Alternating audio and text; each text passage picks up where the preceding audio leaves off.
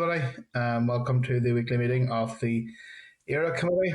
Um, we're quorate, so we are, and by looking at the participants online, I think we have the appropriate numbers. Um, okay, members, just want to remind you that keep your microphones on mute until you need to speak, as all background noises and conversations will be heard. And if you have any issues you want to raise, just do it through the WhatsApp facility that we have here for the committee. The meeting will be broadcast throughout Parliament buildings and recorded online. And you're welcome to use your mobile devices so long as they're in airplane mode and muted at all time. The first item on my agenda here is apology. I don't have any apologies. And the second item is the chairperson's business, and there are none. Third item is draft minutes. I want to refer members to the draft minutes from the meeting on the 16th of June, which was last week, page 6. And could members indicate that they are content with that there? Okay, I'm trying to see it here. Okay, got this all here. Okay. Right, thank you. And I'll sign and date those when I'm ever up again on Monday. In terms of matters arising, which is number 4 on the agenda, there's a memo at page 14 from the clerk on the horse racing amendment bill. And Nick, do you want to brief the committee on this? Thank you, Chair. Just very quickly, as a follow-up to the briefing that members received last week from RAISE with regards to the scrutiny of the horse racing amendment bill, there's a proposed correspondence to be sent to the department just outlining some points of clarity which RAISE colleagues suggested that we receive from the department. So if members are content to issue that correspondence, I will send that this afternoon. And just by way of follow-up to the discussion last week, the online citizens-based call for evidence platform for the horse racing amendment bill is intended to go live tomorrow. Thank you. Thank you for that. Okay, members, we're going to move on now to item 5 on our agenda. It's an oral briefing from the NI Meat Exporters Association, and I want to refer members to the written briefing. And I want to welcome by Starleaf Colin Donnelly, the Executive Director of NIMEA, Sarah Hare, the Head of Agriculture, Don Meats, Dunbia, Dean Holroyd, the Group Technical Sustainability Director, ABP Food Group. And I'd like to invite the representatives to brief the committee, and then members will then ask questions. So you're very welcome this morning. Yeah, thank you very much, Declan. I'm Colin Donnelly. I'm the Chief Executive of the Meat Exporters Association, and some of you will be familiar with me. I'll just ask quickly for introductions from Dean, Sarah. Okay, so I'll go first. I'm Dean Holroyd, Group Technical and Sustainability Director for the ABP Food Group. Been in role currently for 7 years, and my role spans both red meat, our renewable energy division, pet food and proteins. And prior to that, I've worked in similar capacities across all food sectors. Very briefly, specifically ABP Northern Ireland, our main business is in processing beef and lamb. We have 2 processing sites in Newry and Lurgan, employs about 800 people. We also work with about 5,000 local farms. We also operate a couple of joint venture partnerships, one with Linden, the other with Frylight, which provides circular economy solutions into renewable energy. Clearly sustainability, I'm sure Sarah will say the same. Sustainability is core to this sector and at the very heart of our business, along with others in the industry who are committed to science-based targets. And again, specifically in Northern Ireland, we're the business climate champion working with business in the community. Probably just 2 last things to say. In a wider context outside of red meat, we're involved in many red meat forums. Sarah might elaborate on some of those, but we also sit at the industry of grocery distribution, which is in essence the top 20 companies, food manufacturing and retailing across the UK, where healthy and sustainable diets is a key area of focus. And similarly, we sit with 50 other European organisations as a member of EIT Food, along with Queen's University. When again, one of the key 6 pillars is about enhancing sustainability across the entire food sector, not just in red meat. So that's a bit of context about me and my background and our business. Yeah.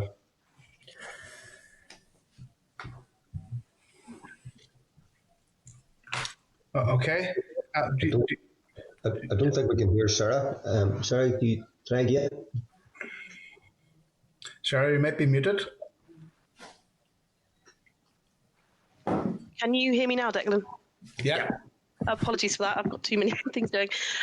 So I'm Sarah Hare, Head of Agriculture for the Dawn Meats Group, which from a Northern Ireland perspective is the Dunbeer Group, where we've got a site in Dungannon, both for abattoir and retail packing facilities. So I am wearing a number of hats on the sustainability journey. I am a farmer. My in-laws farm on the side of Divis, so the accent might belie my interest in Northern Ireland. I'm also chair of the UK Cattle Sustainability Group, which is a multi-stakeholder platform trying to understand the challenge and drive change in the sector, looking at sustainability across a number of pillars: environmental, ethical and economical. That links into a wider European platform, which both ABP and ourselves are involved with, the European Roundtable of Beef Sustainability, again, trying to navigate our way through some of the challenges that this currently possesses for us. So I think we have a wealth of expertise between Dean and myself and Connell, so hopefully we'll be able to put this into context today. Okay. Thanks, Sarah. Chair, this opening statement will take probably about 12 minutes, so I hope you can bear with me. So we are grateful to the committee for giving us the opportunity to give evidence today. I have to say it would have been better had there been a consultation on this bill before it was laid and formal impact assessments were available. Nonetheless, we hope you find the evidence that we provide today useful. NIMIA, just a bit of background, we represent the red meat processing sector. Our members employ directly more than 5,000 workers in factories in Northern Ireland, either usually on the ban near Lurgan, Coleraine, or west of the ban. They support the activities of about 23,000 farmers, and our family farms have amongst the lowest emissions per kilo of beef and sheep in the world, about 2.5 times lower than the global average. We're not complacent. We are clear about the need to minimise emissions in the industry and also about the need for legislation. And today we're going to explain the actions that we're taking as an industry to reduce our carbon footprint, our inability to meet the net zero targets in this bill, and the impact on farming and the economy and food security that would flow from this, the evolving science of measuring carbon emissions and the risks associated with policy making on the basis of accounting principles, carbon accounting principles that are contested and applied differently in different countries, and how the combined impact of this bill and the UK trade policy, the current UK trade policy, would be the decimation of our industry without really delivering any reduction in global emissions. So in Northern Ireland, where much of our land is unsuitable for arable farming but has excellent conditions for grass growth, pasture-based farming is the primary agricultural enterprise, with ruminant livestock converting non-edible grass to high-quality protein. We have 1.6 million cattle on the ground here and 2 million sheep. And last year, our members produced enough beef and lamb to feed 10 million and 2 million UK consumers, respectively, on beef and lamb. 80% of our production goes to the UK. So it is logical to look at this on a kind of UK-wide basis. The livestock sector generates greenhouse gas emissions. We accept that. And we embrace our responsibility to address this.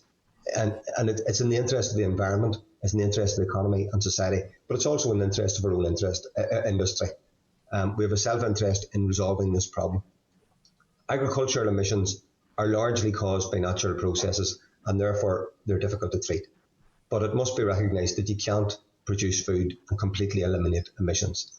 However, we want to reduce and eliminate emissions as far as possible. So we have undertaken significant work, our members have undertaken significant work at factory level to reduce emissions.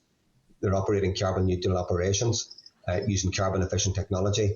They're eliminating waste and using renewable energy, such as anaerobic digesters, to power their plants and return excess electricity to the grid. Making progress in farm is far more challenging due to the extremely fragmented beef and sheep supply chain that we have in Northern Ireland. However, progress has been made through the Greenhouse Gas Implementation Partnership, through the Efficient Farming Cuts Greenhouse Gas programme, and we are starting from a good position. Under that programme, DERA and industry have undertaken numerous research and knowledge transfer projects, coupled with grant-aided investment in carbon-efficient technology on farm. Meanwhile, members have independently established their own dedicated supply chains, with carbon audits conducted with participant producers. Now, this isn't across the whole industry, but there are in these dedicated supply schemes, there are carbon reduction targets in place for the farms that are participating. In addition, our members are promoting soil testing, reduced nitrogen fertiliser, zero-till farming, and slurry injection application, and improved grassland management and improved efficiency, and also Bvd Eradication, which is a really important contributor to reducing climate change. And we've made fantastic progress in Northern Ireland in this, but it's questionable whether it's captured, all of that benefits captured in the inventory. And we'll come on to that later. Our plan is to urgently measure and set emissions reduction targets for all farms. NIMEA have provided the LMC with additional funding to its quality assurance scheme with the purpose of measuring carbon emissions on all FQS farms. Work is currently ongoing to implement this programme. It is also intended that industry and government will jointly invest in a livestock genetics programme, which would drive emissions through genetics, genomics and breeding. And a soil testing and management programme also has the potential to drive significant progress. And these are recommendations that we have made to DERA with respect to agricultural policy. And I think you actually have, Chair, our proposals on that, which are heavily focused on sustainability and reducing greenhouse gases. If we can improve our efficiency and use our grass more effectively, the net consequence of that is that we can use less land and require less emissions to produce the same amount of output. That's what productivity is all about. By doing that, our suppliers can free up less productive land for tree planting, rewilding and biodiversity projects, for example. But net zero is a policy proposal for Northern Ireland that should and couldn't be supported. And let me outline why, firstly, by exploring the impact of this private members' bill. The ability for members, for different countries to meet net zero targets is heavily dependent on, number one, how emissions are measured, number two, the structure of their economy, and number three, their natural geography. Some countries can do it more easily than others, like Scotland, with vast swathes of unfarmed land. Others, like ourselves in Northern Ireland, cannot do it without massive economic harm. And it's wrong to put targets in legislation that cannot be achieved based on all of the available evidence. We're all taught that targets should be smart, and Northern Ireland net zero is not a smart target because it's not attainable. Industry ourselves have commissioned, in the absence of an impact assessment, we have commissioned one ourselves, and on the basis of some provisional findings, in order to meet the net zero target, livestock numbers would likely need to fall by as much as 85% based on currently available mitigation techniques. And I think that's broadly in line with the views of the CCC. So the question I would have for the bill sponsors and the co-sponsors are, what is to be proposed when the targets aren't met?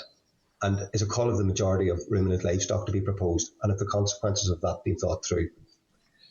Directly and indirectly, our food sector, the overall food sector in Northern Ireland, sustains 113,000 jobs. And the ruminant sector represents about 50% of industry turnover. So consider the impact on rural employment of 85% of the ruminant livestock on our farms has to be removed. Our industry directly underpins tens of thousands of jobs in farm shops, veterinary practices, feed mills, cold stores, haulage, machinery dealers, tradesmen, construction supplies and public services as well, like DERA, Caffrey and AFBI. These jobs are mainly rural. Many are west of the Ban, where providing replacement jobs would be most difficult. In terms of food security, we should also bear in mind that climate change will be making the challenge of feeding the global population even greater. Globally, the FAO forecasts that beef demand is expected to rise by 65% by 2050 and lamb demand by 92% globally. With a temperate climate, skilled farmers, abundant water and grass supplies, do we not have an obligation to use our resources sustainably to feed a growing population? The impact of this bill would be that instead of being able to supply 10 million UK consumers with beef, we would be barely able to supply Northern Ireland consumers. The cost is significant economic harm. But what is the benefit? Colin Breen's recent evidence showed that the marginal benefit of straying from the very stretching CCC advice and implementing a net zero target would be an additional 0.73% contribution to overall UK emissions targets. Now, this is negligible in UK terms, never mind global terms, but is really what counts. Now, don't read this as an argument to do nothing because we're small. This is an argument to recognise that the economic and societal cost of reaching net zero versus a more realistic target is unacceptable, given the tiny additional benefit in global terms and the brutal cost in terms of food security in the local economy. The effective implementation of climate legislation depends on being able to measure it properly. However, there are major questions about carbon accounting principles that underpin the measurement. The scientific basis for carbon measurement is evolving and it's uncertain. The risk is that our industry is devastated on the basis of policy driven by today's carbon accounting principles and in conjunction with this bill, but these will change in the future. So there's major questions around, number one, using standardised figures to calculate the inventory. That means that the good work going on in terms of efficiency may not be captured in the inventory or may take years to be recognised. Accounting for the carbon sequestration of potential of grassland is another issue. A third issue is measuring emissions on the basis of nutrient benefit rather than a sort of a basic per kilo of output. And finally, an important one is accounting for the biogenic methane emissions, which are a flow gas. And arising from these debates, countries are taking different approaches to measuring livestock emissions. And this has implications for a level playing field in international trade. I want to draw attention to New Zealand, for example, where the Carbon Amendment Bill makes a distinction between livestock or biogenic methane emissions and emissions arising from fossil extraction. The New Zealand legislation recognises that biogenic emissions are part of a biological cycle. These so-called flow gases are removed at a much faster pace from the atmosphere than so-called stock gases caused by fossil fuel extraction. Science says that because biogenic methane emissions are cycled in the atmosphere, once in equilibrium, livestock methane can continue to be emitted at a stable rate without increasing the concentration in the atmosphere. In other words, as long as numbers are stable, livestock numbers are stable, they are not causing additional warming. So based on this science, the New Zealand legislation aims to reduce emissions of fossil methane together with other greenhouse gases to net zero, but they've made an exception for biogenic methane. And that's where the GWP star versus GWP 100 debate comes in, and the Irish bill has referenced the same science. Unless a similar approach is taken here, the Northern Ireland ruminant livestock industry will be substantially downsized, and there will be a major opportunity for New Zealand to replace Northern Ireland outputs in the markets where we compete, particularly once a New Zealand trade deal is agreed. This creates a significant level playing field issue if this bill is passed in its current form. So the recent deal between Australia and the UK is also worth considering. The Australian beef industry has been given a quota equivalent to almost 750,000 slaughtered cattle to the UK market and nearly 8 million sheep. This beef quota is greater than the entire Northern Ireland annual kill. In fact, it's heading for double that, and the sheep access is again almost 20 times Northern Ireland output. It's huge. So now consider that that Australia does not have a net zero target, and even were it to adopt one in the future, there's no guarantee that would restrict its ability to serve the UK market. Again, going back to the question of measurement. And depending on how emissions are measured, it is therefore entirely possible that a combination of this legislation and the Australian FTA would result in our beef and lamb being displaced in the UK market, and even in the tiny local market by Australian product. Now, I listened to Claire Hanna of the SDLP yesterday on Talkback, and she spoke of the lack of logic in importing red meat thousands of miles across the globe to the UK, given our climate obligations. Claire Hanna was absolutely right. But the point is that trade is a reserved matter, and the Assembly has no power to change UK trade policy and protect us in that regard. However, it can protect our farmers by ensuring that the climate change bill does not result in the decimation of the livestock sector and the economic impact that would flow from that. Looking at it more deeply, and when we consider that per kilo of protein produced, ruminant emissions in Western Europe are the lowest in the world, we can see how incoherent these two policy positions are when you put them together. Gleam statistics from the FAO show that cattle emissions per kilo of output from Oceania are 54% higher than emissions in Western Europe, while emissions from sheep are 10% higher. Assuming Oceania levels are representative of Australian emissions and Western European emissions are representative of Northern Ireland emissions, it shows that the impact of this bill would actually be increased global carbon emissions from UK beef consumption arising from reduced Northern Ireland production and increased imports. And this is before you consider what Claire Hanna said yesterday about the carbon cost of transporting that meat from the other side of the world. This would be a staggering outcome from a policy intended to reduce global emissions. And to add insult to injury, and this is a really key point, the nature of current carbon accounting means that the emissions from Australian and New Zealand imports, or any imports into the UK market, don't even show up on the UK greenhouse gas inventory. However, emissions from Northern Ireland production obviously do. And this is an intolerable situation. So if the Assembly passes this bill, we would argue that it would be complicit in exacerbating these Brexit-related impacts, and it will be decimating our industry, which is well ahead, starting off well ahead of international competitors who will see this bill as a fantastic opportunity to replace us in the UK market. You need to make sure that doesn't happen, because it's not in the interest of your constituents, it's not in the interest of our economy, the food security, or the environment. And I think what we've demonstrated here is that only coordinated global action will address climate change. Uncoordinated action by small countries, and in this case, regions of small countries, will make negligible difference to the entire issue, and in fact could actually be counterproductive. Thank you. Okay. Thank you for that, Colin. Very wide-ranging and informative presentation about the impacts, potential impacts.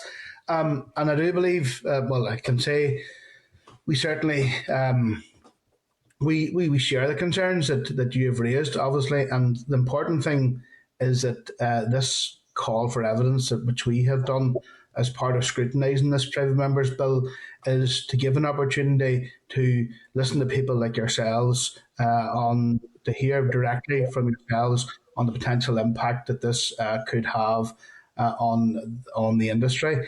And obviously, as you know, this is a framework bill. The time this bill concludes, there may well be amendments which may address some of the impacts that you have highlighted there, Colin. For example, around carbon leakage, for example, and certainly I can completely see the logic of dragging of importing meat from 10,000 miles away in the far side of the globe, how that would be the complete contradiction of climate change commitments. So I think that's important. Those points that you have made. I just want to because there's quite a bit that you mentioned there. You mentioned the in the south of Ireland, the Irish bill. You mentioned that there, Conal. See the fact that the south is working towards a 2050 target, and it's suggested that we in the north should work towards a less ambitious target, 82% by 2050. Given the fact that the island, a lot of food is processed across the island of Ireland, do you see any difference in terms of, accessing international markets if some of the products is produced in one part of the island at what was different climate change sort of legislation or targets? Do you envision any difference? And some of the figures that you have presented as stark, with 85% cut to livestock, if the bill wasn't amended in some way, and I just want to know, we aren't sort of picking up that sort of shocking statistics from the south of Ireland, which is we share the same landmass, the same types and same challenges and the same similar, but we're not hearing the type of shocking statistics from the south. Rather we're looking at the marginal abatement cost curve, and we're not hearing Teagasc saying those things that as stark as that there. So I'm just wondering, do you see any merit in, any sort of challenges that you'd have two different legislations on both parts of the same island, given that the food is produced across all of the island? I think there's a couple. There's quite a bit there, and what I'll try to do is bring Sarah and Dean in to pick up on parts of it as well. And I mean, to start with, just the implications of having a different approach in terms of international trade. I suppose our current situation is that in terms of international trade, the competent authority for international trade is the UK when we do a trade agreement with somewhere else in the world. And we are keen on international trade, and we are very, very focused on our reputation. However, when it comes to international trade, we will be abiding by UK climate targets. We will be. We actually do agree that there needs to be climate legislation in Northern Ireland. We support that, and we will be playing our part. I don't see any contradiction in what we're saying in our ability then to access third country markets or indeed customers. I might actually at this point, because I've talked a lot, I might at this point bring Sarah or Dean in, if you would like to. Just a couple of comments on that. So clearly at this juncture, the Irish government ROI have not debated the thorny topic of sectoral targets. So how does that national ambition break down for sort of individual industries? There's certainly been a lot of commentary that in order to achieve them, given the way things are currently measured, ROI, again, would have to undertake a significant cut. Might not be as high as 85%, but certainly numbers north of 50% have been referenced, so equally as devastating. And a lot of the arguments that Colin will have outlined equally apply to ROI in terms of their current starting position, in terms of their footprint amongst the lowest in the world, north and south, very, very similar dynamics.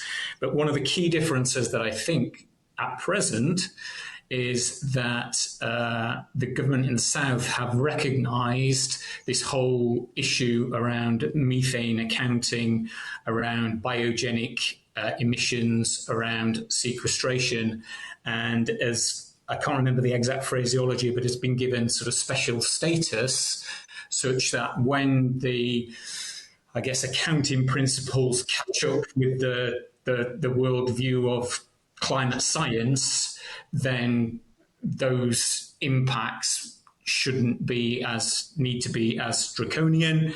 I think it also recognises that there is significant potential efficiency to be gained, as there is in the north, as there is in GB, from the current footprint, which means you don't necessarily have to compromise output, drive efficiency, create great elements of land that can be reapportioned, and get a scientific opinion on short-lived greenhouse gases, as opposed to the nonsense of converting them to CO2 equivalent.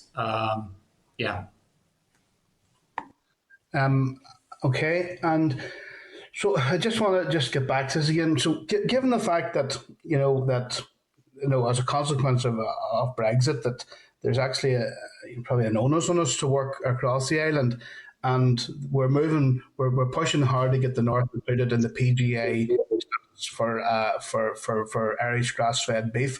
And I noted, and our next contributor being the Dairy Council, they've been down in their Oireachtas last week arguing for the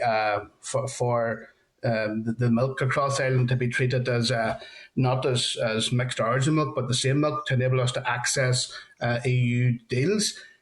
Surely if we're arguing on an island-wide basis to benefit our beef, because what I've noted from correspondence got from the Minister recently, that beef for the PGA status is 20% more value, and we're arguing for a single pool of milk across the island of Ireland for it not to be differentiated across the whole of the island. And I even noted that other competitors were actually trying to undermine milk from the island of Ireland because it because it's been deemed as mixed origin. And how is it logical then to be arguing for different climate change bills in both parts of the island? And I did notice in recent months, actually, the president of the Irish Farmers Association in South of Ireland says it was scaremongering to suggest such huge amounts of cuts to livestock. But in actual fact, that would happen if we don't put measures in place over the course of the next number of years. What's the logic of having two separate measures on the one island if we're trying to sort of move forward together, to make the benefit across the globe?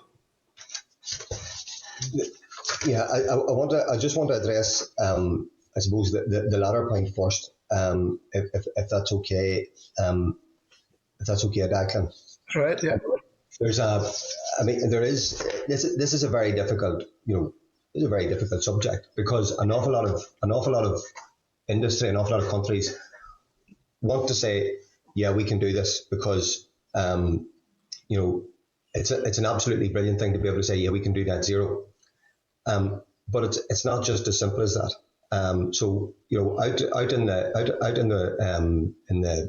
There's a lot of concern that if you say you can't do it, that the consequences of that are going to be that you're putting your hand up for livestock reductions. And I think we want to be upfront, and we want to be very clear about the implications of this legislation. That it would mean net zero in Northern Ireland would mean substantial reductions in livestock, and we need to be upfront about that and discuss the consequences of it, because I think that's we shouldn't run away from it, and we should be clear as well about the difficulties that are then around measurement. And this is as Dean says, this is a question for both North and South. This question of measurement. It is, Dean has mentioned that, the Republic is addressing the question of biogenic methane in its legislation. Now, it's addressed it by saying, for the purposes of performing their respective functions under this section, the Minister and the Government will have regard to the special and economic and social role of agriculture, including with regard to the distinct characteristics of biogenic methane. The Advisory Council should carry out its functions under the section in a manner which takes account of the relevant scientific advice, including with regard to the distinct characteristics of biogenic methane. So you could have a target. You can have different legislations, and our legislation will not be the exact same as the South. But nuances can make an extremely big difference in your ability to actually meet those targets. And having the scope then to, as the New Zealanders do, to treat livestock emissions differently makes a huge difference. And that's the point. We could end up with the wrong approach here, with a level playing field issue, North and South, where we're significantly disadvantaged. I don't know if there's anything that Sarah or Dean would like to add to that. Yes, if I can, and I think it comes down to that biogenic methane discussion. It's not just about methane; it's about treating the short-lived gases very differently, and rather than lumping them all under the same umbrella. But it's looking at the opportunity as well with livestock, that we do have this whole question around carbon sequestration to build in, that might have an actual positive impact over time. But we're not quite there yet with the science, and I think having a bill that talks about sort of a broad sweeping statement without taking that into consideration at this stage could have unintended consequences long term, because, as you say, people are jumping on it's going to have a negative impact on the livestock sector, when actually we could be part of the solution. But making that broad statement now is probably quite damaging to the journey that we're all on and have been on for at least 10 years or so in our case, on trying to look at this whole topic. So are you saying they're making a broad statement of severe livestock cuts could be damaging to the W report? No, sorry. What I mean is broad statement about climate net zero. Sorry. Without taking that into consideration on livestock could be quite damaging. Before I move around here, would yourselves as a group be suggesting that that's something that could be looked at as opposed in this bill here, which is a framework bill? And I remind you, is looking at the biogenic nature of methane. Is that something do you think would be worthwhile to be part of the final bill? Yeah, could I come in? Absolutely, because this is where global accounting principles have not caught up with science, and this whole GWP star, which is determined around treating short-lived pollutants, i.e. things that will decay after 10 years, differently to long-lived pollutants. Methane would be one of those, as opposed to long-lived pollutants, CO2, which lasts for thousands of years in the atmosphere. This isn't livestock scientists or meat processing scientists. This is globally recognized climate experts who probably know very little about agriculture, but they come out of the Centre of International Environment Climate Research in Europe, Oxford Oceanic and Planetary Physics, University of California, and this is getting increasing recognition within the scientific community about its validity and how robust it is in being able to differentiate the contribution to global warming of short-lived pollutions versus long-lived pollutions. The one thing I suppose I would add to that is that it takes time. I mean, I think the IPCC are looking at this at the moment, but the IPCC have looked at other things in the past and the impact on how the inventory is managed. So I think the point would be around how peatlands and are measured on the land use side, and there was a determination made in that maybe 10 or 12 years ago, but it's only impacting on the inventory now. The concern, I suppose, that we would have is that this is a framework bill, but this framework bill will drive policy. Otherwise, what's the point of having it? So if the inventory doesn't catch up with the science quickly enough, the policy implications flowing from this bill could be damaging, and they could have done the damage by the time the measurement is resolved. I think that's a really important point, Declan. Mm-hmm. Mm-hmm. Yeah. Thank you. Go ahead. Just while we're on this point around measurement, one further thing that I think is worthy of consideration is this: where does the measurement of sequestration sit, and who owns that sequestration? Because for me, it would be morally wrong that a farmer, has to carry the burden of the emissions of his farming entity, but correspondingly can't access the benefit of the sequestration that the land that he farms and owns, the hedgerows that he farms and owns, the trees that he farms and owns. Those two things have to work hand in glove.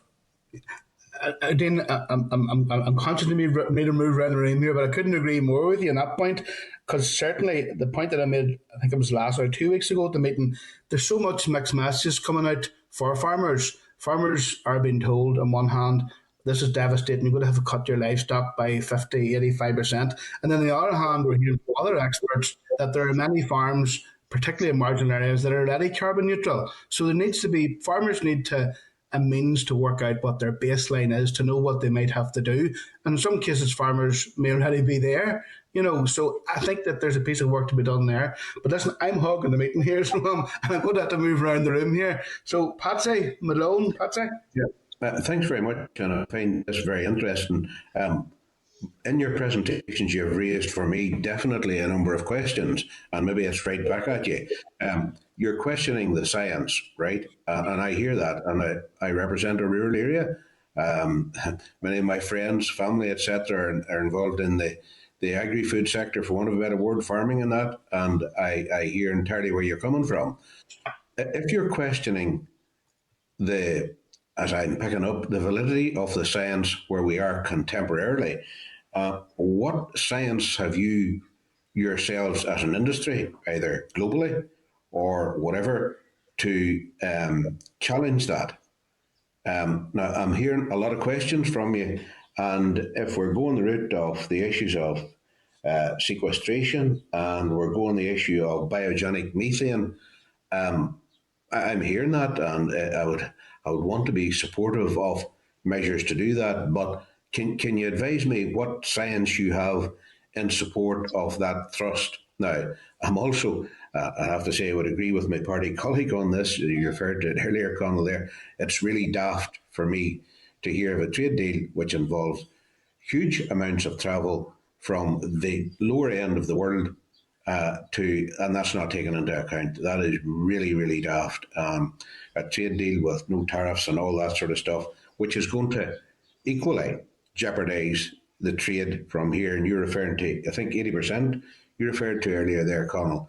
That's really going to, that's a huge challenge as well. We're talking about the challenges of climate change and adaptation measures to that. That's a huge challenge as well. So my fundamental question is, we're looking at legislation. We're hearing the science. We're hearing, in this instance, the impact of agri-food on climate change and those. We're trying to work our way through this. In terms of those biogenic emissions and the sequestration, the science that you have in support of measures to go that route, that's what I'm looking for. And I bring the guys in this very quickly. Firstly, you know, the science is there. I mean, we're not contesting that it's a contested area in terms of it's an area where the science is evolving. The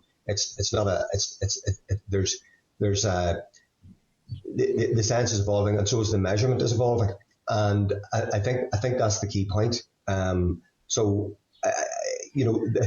maybe hand over to Dean, maybe just to go through the science, because he referenced where the science is from.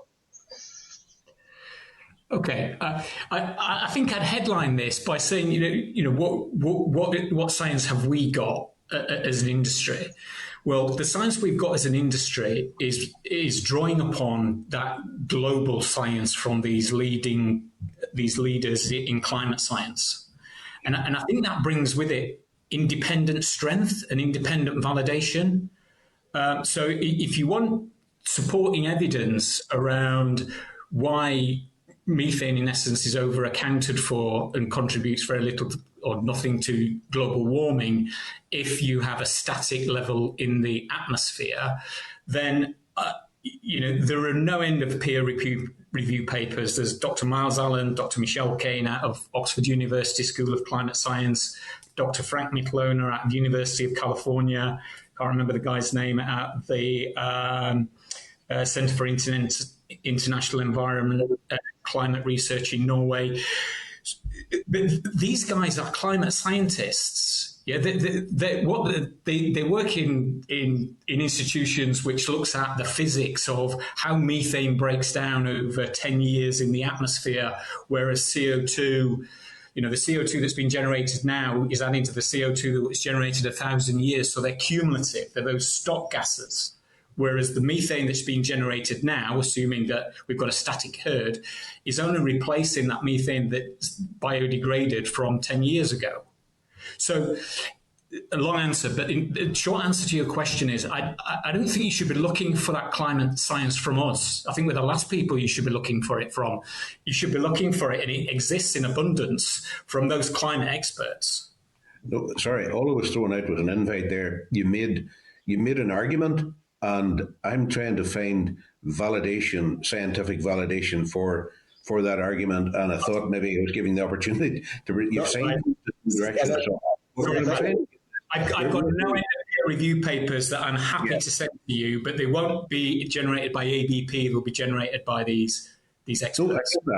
All I'm looking at is that specific issue around the biogenic methane, and if there are mitigations or measures that can be put in place to look at that separately. You referenced New Zealand earlier, and I'm just trying to get the nature of the science upon which that is based. That's all. But you've mentioned a few there. If those can be held, I'm sure they'll be picked up by Hansard. Okay. Yeah, absolutely, Patsy. And I just add, I mean, as Dean's made the point. I mean, I was clumsily trying to make it to start. It's not our science. It's not. We don't own that science. It's independent science. Okay, so sorry. At the very heart of this, okay, it's elementary chemistry. Okay, CO2 does not break down in the atmosphere. It hangs around for thousands of years. And that's why any CO2 being generated now is just constantly cumulative, constantly adding. Methane, CH4, breaks down into two components after 10 years.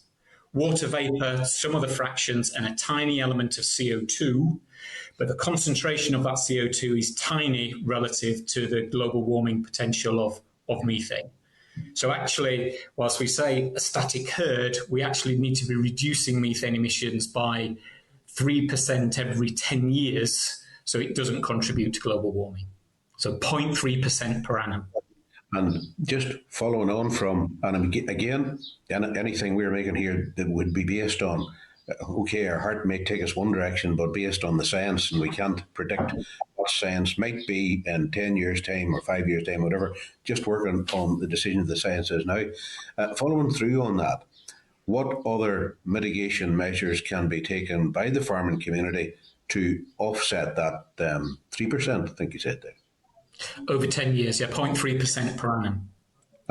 What mitigation measures can be made practically on farms or indeed by the wider industry to offset that, or to reduce it, I should say? Okay. So can I come in there? Because I think one thing we would absolutely want to come across here is that there is an opportunity, because there is opportunity. There's significant opportunity to drive improvement. You know, there is significant opportunity to drive improvement on genetics. So breeding animals that eat less, grow faster, can be slaughtered at an earlier age, and therefore are generating less methane emissions. And Dawn, ourselves, we would have done numerous activities. We ourselves have got our 2 demonstration farms where elite genetics can reduce the age of slaughter and reduce methane emissions by about 40% versus the national average. So this is actually happening now? Yeah. Yeah. And there are, okay. Yeah. Okay. Maybe Sarah, you referred to, just share just one final question. Sarah's direction, you referred to belonging to a group of a sustainable farming group. Can you maybe advise the practical measures again that are developing there at that level by that group? Yeah, sure. And it comes down to that. There are a huge number of practices that farmers can do to help support this journey to improving our climate. But it's, and I think Declan made reference to it, it's a very confusing space. In one hand, you can look at genetics. One hand, you can look at feed, and there's novel feed additives that we're looking at, seaweeds and things like that, to reduce methane in the rumen. We're looking at the genetics piece. We're also looking at the meat quality piece, because there's that nutrient density conversation that Colin referenced earlier, that 100 grams of spinach and 100 grams of beef, I know what I would prefer to eat, to be honest. But the group I'm chairing at the moment is working under the Global Roundtable of Sustainable Beef, which is trying to have a strong narrative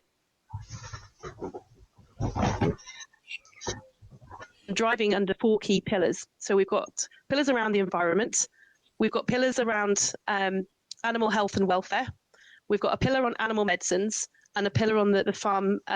We've called it farm management, but it's around the economic drivers, because you can't take any one of these things in isolation, because they all have unintended consequences. I'll use that phrase again on a number of things. So we want to have healthy animals, and the whole animal medicines debate has been a really live topic and been driven by industry for the last 10 or 15 years or so, and trying to calculate the situation, but also what can farmers do? And it's not just farmers, it's the advisory services that go along that, the veterinary practitioners, etc., to actually have a joined up message. And that's exactly what the group that I'm chairing is doing, saying that we've got 4 key pillars, we've got 8 outcome measures, again, very much outcome based, to say this is where we're trying to get to. And actually, if we're all singing off the same hymn sheet, we can make incremental change with everyone talking the same language. Now, it's a huge mountain to climb, don't get me wrong. There are challenges, but we've got different levers at our disposal, whether it be nationally through things like the Farm Quality Assurance Scheme, or within our individual supply chains, as Dean alluded to, we've all got projects that are there that are very much live and real and delivering some benefits. We've got to scale those up to make change. The other thing, just to bring in, that Colin mentioned earlier in his statement, was about BVD. Some of the things that we are doing are not picked up into the national inventory because of the way the national inventory is calculated. And that is one of the other challenges around making big claims, that we can't, the accountancy framework that we're working within doesn't always take in all the positive aspects of what we're doing. For example, even the way we spread slurry, the national inventory takes a broad statement that it's all done in one way and that slurry spreading is a challenge, whereas actually we know people and farmers have invested in technology and equipment that makes slurry spreading better for both the ground and the atmosphere. That's not always accounted for properly in national inventory. So I think there's a huge conversation that needs to be had collaboratively around that topic as well. Chair, it'd be helpful maybe if you mentioned a document there, you have 4 pillars and I think 8 outcomes. I think it'd be helpful for us to see those, that document or any documentation that might be helpful to us, if that's okay, Chair. And okay with yourself there, Sarah. Okay. More than happy. That's publicly available on the European Roundtable website. So okay. I can share that with you. Yeah. Thank you. Okay, I'm gonna move over to County Armagh here now to William. William. Okay, can you hear me okay? Yeah, we got you, William. Okay, thank you very much. Can I thank Colin and the team for their presentation? An excellent presentation. It's similar has been said by many of us for some time. In relation to the private members bill and the possible outworkings of that and the possible massive reduction in livestock numbers, has there been a job of work done to work out the possible job losses in the agri-food sector? Because I presume they'd be massive if that materialised. William, thanks. We're actually, one of our frustrations with this piece of legislation is that there was no impact assessment before it reached the Assembly. So it made it difficult for us to establish what the impact was. So as I said, we have commissioned work on that. The figure I gave earlier in terms of the impact on livestock numbers of 85%, that is a provisional figure from that impact assessment. That then would be used as the basis to calculate the impact on jobs. But if you look at it from the point of view of the contribution of ruminant livestock in Northern Ireland is huge in terms of the food economy. The Northern Ireland food and drink, the size of performance of the Northern Ireland food and drink industry report that DERA does, roughly has that kind of ruminant sector at half of the turnover of the entire industry. Now, the entire industry, there was an EY report produced a few months ago by industry to establish what the value of the industry was to the economy. In terms of jobs, that was calculated at 113,000 jobs, directly and indirectly. So I went through there just in the presentation all the different ancillary services that would be driven by that. I suppose the point is that if you remove 85% of half of the sector, what do you do to the job? What do you do to the jobs market in Northern Ireland? What do you do to all those jobs? And the concern is, where are those jobs? They're in places where you'll not necessarily bring in FDI or they're in the provincial sort of county towns all around Northern Ireland. And the other important point to make is that the quality of those jobs is important. There's a perception probably in the industry that it's that our jobs are not as high a quality. One of the important things about that report was it showed that it was a third. A third of the jobs were sort of lower semi-skilled. A third were skilled. A third were highly skilled / professional. So that's a really important point, because we need all of those types of career options in the economy. But where are they? They're in places that, where you don't necessarily have a city group or or high tech or IT businesses. They're in places, Fermanagh, Tyrone, West Tyrone, South Armagh, place like that, and they give very high quality employment, and that's what we're most concerned about, is that when you take the multiplier effect of this. So yeah, and I don't know if the others have anything they'd like to add to that. In relation to as you're aware, the Climate Change Committee was tasked with looking at the 4 regions of the United Kingdom, England, Scotland, Wales and Northern Ireland. They brought forward recommendations that they think, with a push, are achievable. What's your view? I mean, in life I take a common sense approach to things, and I think it's very important that the committee and us as MLAs take a sensible approach to this. We all want to see emissions reduced, but we want to do it in a way that's not going to damage and wreck our industry. In relation to the Climate Change Committee's report, I'm sure you've looked at it closely, and do you think that 82% of 2050 is achievable?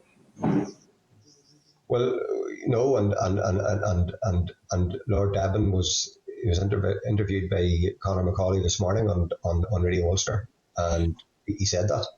He said that again. I think he said it to this committee as well, but he didn't think it was realistic. The approach that they took was basically you do your fair share as such. And Scotland were given a target of 2045, and given the land mass that it is, and the fact that there's so much scope for forestry and carbon storage, they were in a good position, and they welcomed that in Scotland, and there was no real issue for them, and they're well on their way to it. But he recognised, with the same extension, that Northern Ireland, would really, really struggle to do that. And you talk about what the fair share is. If the UK, and the reason why you look at this on the UK basis, 80% of what we produce goes to the UK. So in the beef sector, and I think it's eminently reasonable to look at it on that basis. But if you look at the 64%, I think they had established agriculture would have to go for 64% emissions reductions. So if you work on that basis, that if the rest of the UK is working on the basis of going for 64% emissions reductions, and Northern Ireland were going for net zero, ultimately agriculture pays a much higher price in Northern Ireland to achieve net zero. I mean, the real frustration with this is the way I would say it is Colin Breen had come to the committee to talk about, the difference between the UK CCC recommendations and these recommendations at a UK level. What's the marginal benefit of going the extra step to net zero? And it's 0.73% to the UK. But, the point as well is this isn't a UK issue. It's not a north-south issue. It's a global issue. And, in a global terms, that is an even more, negligible figure. And I guess the point I was trying to make in the opening statement was, we're looking at this from the point of view of, on this kind of, it's not a question we're too small and we don't, therefore we're not arguing that we're too small and we shouldn't have to go as far because we won't matter. We're not saying that. What we're actually saying is, let's look at the difference between a realistic target and this target, and what's the marginal gain in terms of global climate targets, and what is the impact, the marginal impact on our industry, and we'll bear the brunt of it, and the economy, and that's the point we're making. Can I just one last comment, and just in relation to that, I mean, if we can achieve the target that the Climate Change Committee has set, it actually means the UK reaches net zero by 2050. So we're part of the UK. So in effect, if we can achieve that, the UK actually reaches net zero, and us in a small region benefits from that. Yeah, and look, I think the point is, we have to play our part. We're not suggesting for 1 second that we shouldn't. We're not suggesting for 1 second that there shouldn't be climate legislation in Northern Ireland. I understand that fully. Thank you very much. Thank you, William, and thank you, Colin. And Rosemary. Yep, thank you very much, and gentlemen, and Sarah, thank you very much for your presentation.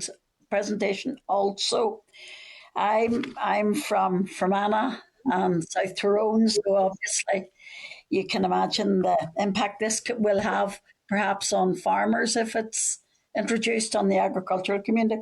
I wanted to just investigate a little bit more about, you spoke about Bvd eradication. Can you give me a little bit more detail on the benefits perhaps of that in relation to what we're speaking about, climate change? Yeah, I'll speak about it very briefly. I mean, and then maybe let Sarah come in.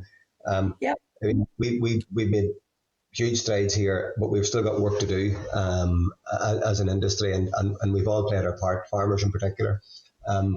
I think what it does is the primary benefit is that it takes unproductive cattle off the ground that are suffering from bovine diarrhea, and therefore they're not performing well. They're a lot of them stay on the ground and are eventually they maybe die before they reach productive age.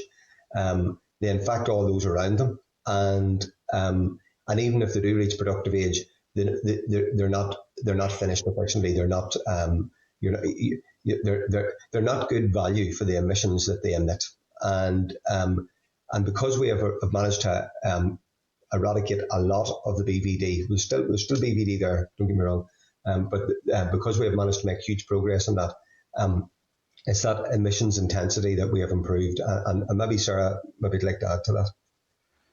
Yeah, I think you summed it up pretty well. It's about having healthy animals on farm, because healthy animals perform efficiently, and we know we can do more with that, with genetics and stuff. But Bvd is one of those national challenges that if you have a sick animal on farm, it contributes more methane and other gases to the challenge. And every animal that we have that's sick in any way, shape or form, that is not performing to its optimal standards, is on farm longer and ultimately emitting more. So Bvd is just one of the examples where we've worked collectively as an industry to solve a challenge, and it's probably one of the best examples that we have at the moment. But there's a number of other initiatives going on with other challenges like that. Mm-hmm. Yep.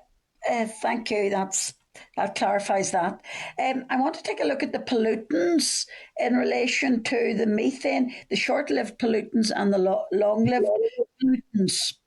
I think you've hit the nail on the head here in relation to the concerns of climate change.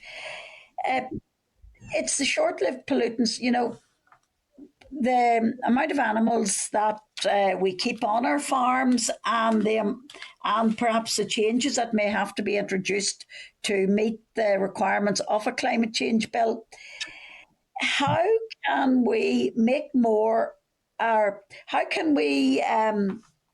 Is there more work needed in relation to discovering the benefits there are from these short-lived pollutants, such as methane gas, and separating it from the long-lived pollutants, such as carbon? I think maybe Dean, maybe you want to come back on that. Yes. So, it is going to be all around driving efficiency at farm level. And this is a classic area where economic and environmental efficiency work hand in hand. So, there are numerous examples that Bvd piece about healthy animals will be efficient animals. So, there are various studies going on around of actually capturing methane emissions from animal physical measurements as opposed to just using various factors.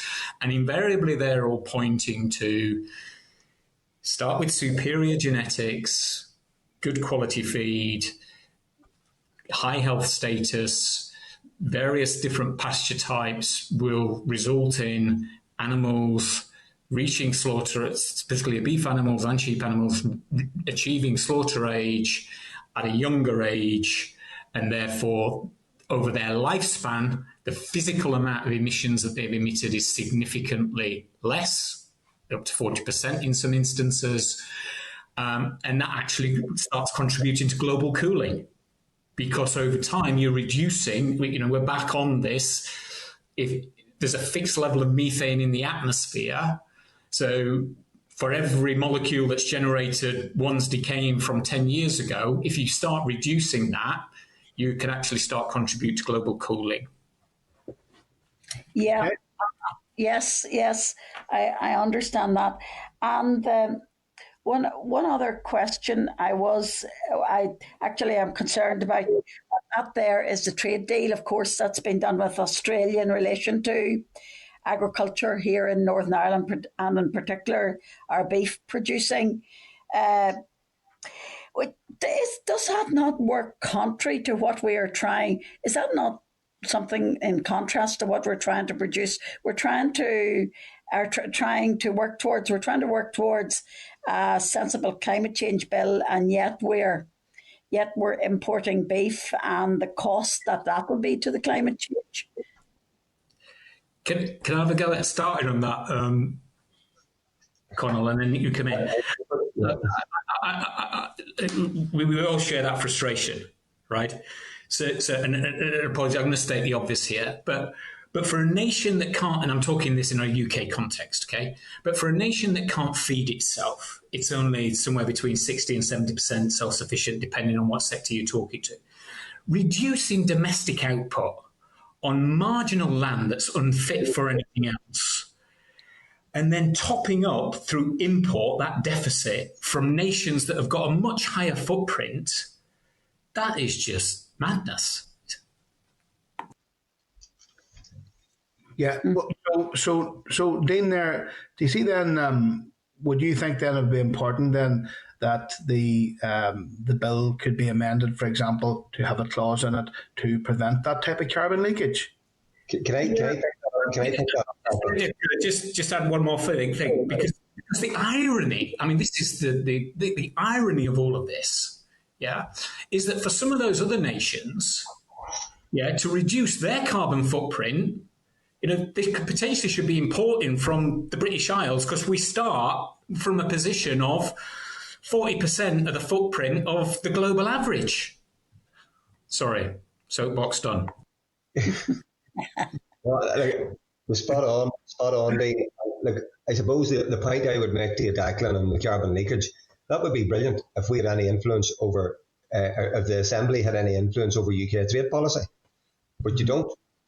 And as long as you don't, the only thing that you can do with respect to this is actually give us legislation that we can use, that works for us as an industry, and that also takes into account the evidence that we have presented today, which is, supported by independent climate experts with respect to methane. But I mean, on top of that, I mean, when you have to look at the two areas of policy together. You can't look at them in isolation. I mean, there is this, we see, for example, this concept of, reduced consumption being mentioned. Well, it's not consistent. It's not coherent when you look at it in conjunction with what the UK is pursuing in terms of trade policy. I have to be very, very clear about that. Mm-hmm. Okay, thank you. Okay, folks, I need to rush around the room here because our next witnesses are waiting on us. Claire? Thanks very much. Can you hear me okay? Yes, Claire. Thanks. And thanks, guys. It's been really, really interesting listening to you, and really, really glad that we're all agreeing, obviously, that, Northern Ireland needs to get the finger out and start joining the global movement to where we need to be going. And I do find the language, used. I mean, I understand the concerns within your industry, without a doubt, but, also find that the language that gets used very often about damaging the sector, wrecking the sector, wiping the sector out, really unhelpful if we're not coming up with plans and what to do, which is what this bill is trying to achieve. And there was mention there of the GWP method being used, and it is a very useful method to measuring greenhouse gases. But let's be clear, it does not indicate that we should just leave animal numbers as they are, and that methane emissions will sort themselves out. And GWP does not suggest no agri emission reductions, and we shouldn't be arguing for that. And I also want to note that of course, it's important to take in the different nature of the short and the long-term GHGs into account. But we also saw in evidence given to the Joint Oireachtas Committee in the South, for example, that the scientists were unanimous that a split target approach like what's being used in New Zealand should not be used and is not an effective way to get the combination of action from all sectors. So I want to pick up on maybe the implications and the mitigations of climate change that we've known for a very, very long time. During recent years, we also know that Northern Ireland has knowingly, during that period, increased agri-food production and livestock numbers. And in fairness, the businesses that you guys are representing have seen huge economic benefits from that strategy. So can I ask you, what mitigations, what conversations, what actions have you been doing in tandem during these expansion years to try and mitigate or make it sustainable for you in the future? Claire, could I just pick that up first of all? I think there's a misunderstanding here. Cattle numbers in Northern Ireland are broadly the same as they were in 1990. In fact, they're 1% lower. Sheep numbers are 30% lower. So we haven't had an expansion period in livestock numbers, and ruminant livestock numbers are the same. Other sectors have grown and grown significantly, but ours haven't.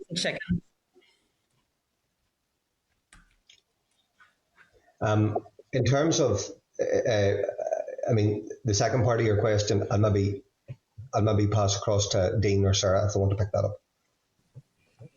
Yeah, okay, I'm happy to go first. I'm not going to. I think I'd start this by saying, I'm not saying that efficiency can't be made.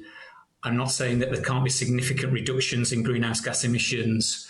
I think what I am saying is that you can achieve that without taking draconian action like culling the herd. Okay, and what gives me evidence to support those sort of statements are, and I'm sure Sarah will come on to talk similar activity that's been happening in her organisation.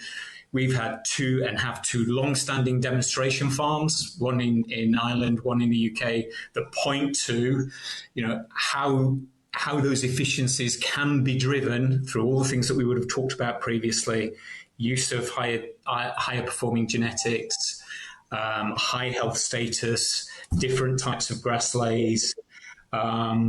We've got a long-standing genetic enhancement program.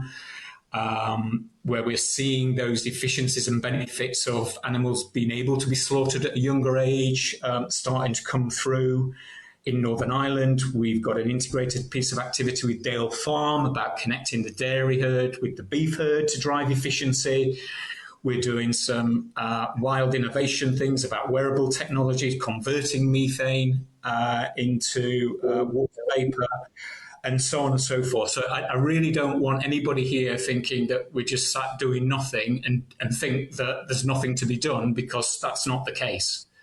We recognise the significant efficiency, despite all the accounting that we've talked about, there is still significant efficiency benefits to be driven. But I think our point is you can do that without having to reduce numbers. And if you can drive that efficiency, you free up land that can be reappointed to other elements, rewilding, tree planting, whatever.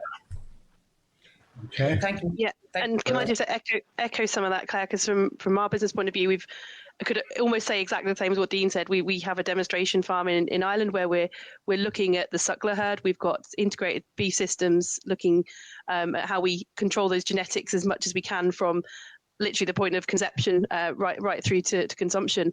So this is not we're not starting from here. We've been doing this for a number of years, and even working with the likes of the Taggers in the south and the advisory agencies and different academic institutes, Queen's for example, and CAFRI are leading various projects.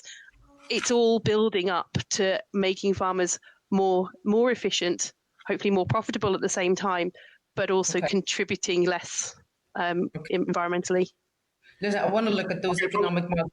Ask you, Chair, I know we're pushed for time, but I think this is really important.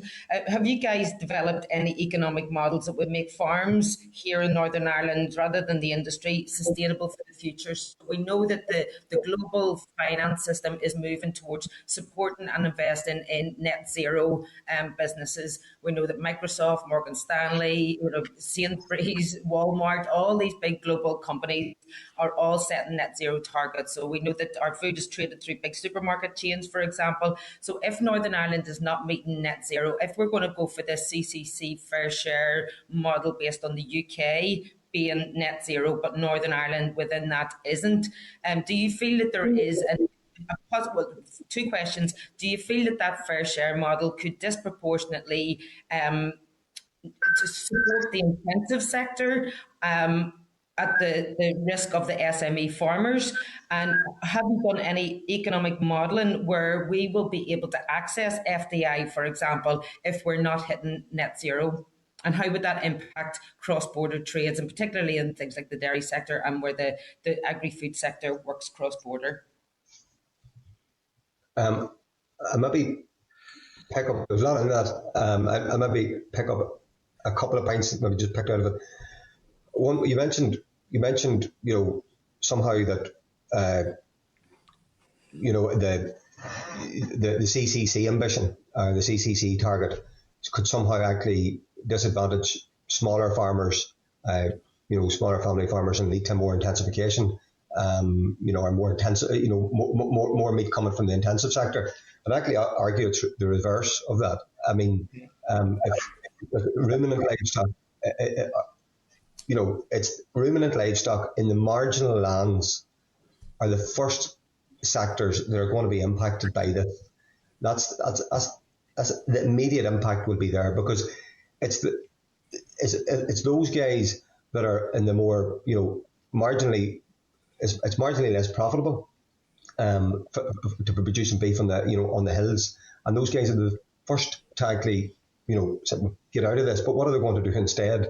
And if there's is it they're going to build a poultry house or whatever? I mean, that's a question. I mean, and is there potential, if there's less beef being produced, or if there's less red meat, is that an advantage and a potential opportunity for the more intensive sectors that produce white meat? That's an important point to consider. It's just what happens in terms of the sort of displacement of red meat and the displacement of kind of that marginal land. I suppose it's the cattle that are grazing on the side of the hill in the West Tyrone or Fermanagh or somewhere. Those are the ones that are first of all going to be impacted by this, because they're the less profitable. That's the less profitable end of the industry. But I don't know if Sarah or Dean want to pick up on the other parts of your question. Could I just add one point of clarification, Claire? Because you talked about a lot of organisations and their commitments to net zero. I wouldn't be familiar with all of them, but certainly the ones that I would be familiar with in the grocery sector, their commitments relate to their own operations. So in jargon, that would be scope 1 and scope 2. And I'm not demeaning that. That's still a substantial commitment. So then they don't extend to being net zero for their entire supply chain, because they inherently, I can't speak on their behalf, but I'm assuming that they inherently understand the challenges associated with that when they're sourcing things globally. They have targets for their entire supply chain, but to be clear, they're not net zero. They're not net zero targets. And again, just to put in context, we've talked a lot and understandably here about why it's been a lot livestock related. Because as ABP as an organisation to a sort of our own operations net zero, but that'd only be like less than 5% of our total footprint. So just sort of important to understand, I guess, some of the small print associated with the headline claims. Okay, folks, I need to really, really move because our next witnesses are waiting over half an hour there. Harry, you're looking in there. Harry? Can you hear me, Chair? Yeah, go Harry. Yep, good. Okay, thank you very much, Chair, first of all. And Conal, Dean and Sarah, very interesting, sensible, realistic presentation there by yourselves. Thank you very much for it. One wee thing, you said if we went from 100% in net zero to 82, like that's from 45 to 50 hours, the overall difference it would make would be 0.79. Is that right? Is that what you said? I think it was Colin Breen that said 0.73. Yeah. So that was the additional benefit in terms of emissions. Okay, and the amount of agri workers that would displace are a fact, and the reduction in production would be colossal, wouldn't it? If that was the case for that very, very minimal amount. That's right. And as I said, when we have further information on the exact impact, because as I said, we've commissioned an impact assessment, Harry, but we haven't got it yet. No, that impact assessment would need to be seen for that small amount, and very good, and I look forward to seeing it. Thank you very much. Thank you again, Chair. Thank you, Harry. Philip, do you want to make a proposal before we move on? Did you, Philip? Lost Philip. Philip? No, Chair, I was just waiting to get myself off mute. I mean, just on the last point, I mean, the evidence today has been very interesting. I mean, just on Harry's point about the impact assessment, I mean, I suppose, as well as the point already raised, I mean, it would be important that any impact assessment takes account of the impact of climate change on the industry with no mitigations. I mean, I also understand that this conversation about this bill is, predating the likes of COP26, and I mean, I would imagine there'll certainly be much stricter requirements on all nations across the globe as a result of that, but just as a result of consumer demand. So, obviously, also impact assessments need to take a factor in consumer demand, because I note a few months ago the supermarket here on these islands were taking a stand, particularly against Brazil in terms of some of the products, and I would imagine that places like here who maybe were ahead of the curve in terms of some of the environmental practices and climate change practices, will be able to meet a growing consumer demand as time goes on. But anyway, I just wanted to make that point. My key point, Chair, was because my specific questions have actually been asked by other members. But I would, just in light of the subject of methane, because I was quite surprised at maybe some of the evidence we've heard in relation to methane, because my understanding of it being is methane certainly needs to be tackled.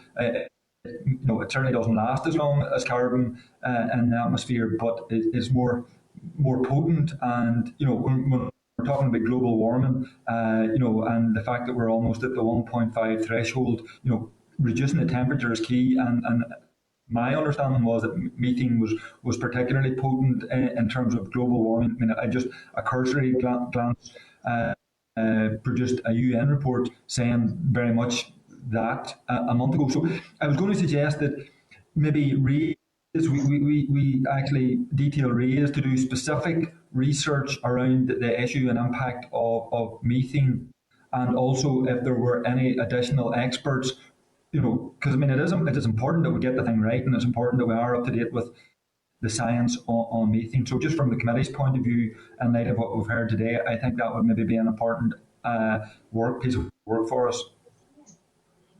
Okay, thank you, Philip, for that suggestion. Folks, we're going to have to rally on to the next. We have the Dairy Council waiting here. But Conal, Sarah, and Dean, we really appreciate you taking the time to meet us this morning. Very, very comprehensive. A lot of food for thought that you provided us with here. And I want to thank you very, very much for that. And we'll be in touch with you again, okay? Thank you. Thank you, David. Take care. Folks, we're going to move on here now to the next section. It's the oral evidence section from the Dairy Council. Folks, we will try and keep it concise to keep within our time slot. And I want to thank Mike, Dr. Mike Johnson, Chief Executive Dairy Council, for joining us here this morning. I want to thank you for your indulgence, because I'm conscious that you should have been on earlier, but the debate lasted longer than we expected. So, Mike, I'd like to ask you to brief the committee, and then members will like to ask some questions after that. Okay? Thank you, Mike. Thank you, Chairman. Committee members, thank you for the opportunity to meet with you and provide our views on this private members' bill. The Dairy Council for Northern Ireland acts. Oh, sorry. I've been told that my microphone's too loud. Well, okay. It's not too loud for me, but I might be interfering somewhere else. Dairy Council for Northern Ireland acts on behalf of the dairy industry, promoting the natural goodness and quality of Northern Ireland milk and dairy products, representing the interests of the sector to government and others. And in taking these roles, we represent both dairy farmers and dairy processors. Dairy farms and dairy processing businesses are an important part of the Northern Ireland economy, sustaining the livelihoods of over 3,200 dairy farming families and over 2,200 employees of dairy processors. Worth almost £1.5 billion annually, the dairy sector is an important pillar in rural communities, contributes significantly to the economy, and our products are in demand locally, nationally, internationally, with customers in over 80 countries. To put that into perspective, 1 in 5 of all farm employment is on dairy farms, and dairy products account for almost a third of farm output in Northern Ireland. And for every 100 litres of milk produced at UK level, almost 20 of these litres are produced in Northern Ireland. In other words, the dairy sector is one of the main pillars of the Northern Ireland agri-food sector. And we recognise that with this comes responsibility to produce milk and dairy products in a sustainable way. Since 1990, the Northern Ireland dairy sector has reduced fuel and electricity emissions by around 70%, manure emissions by some 27%, and enteric fermentation emissions by 30%, with a 50% increase in milk production during the same period.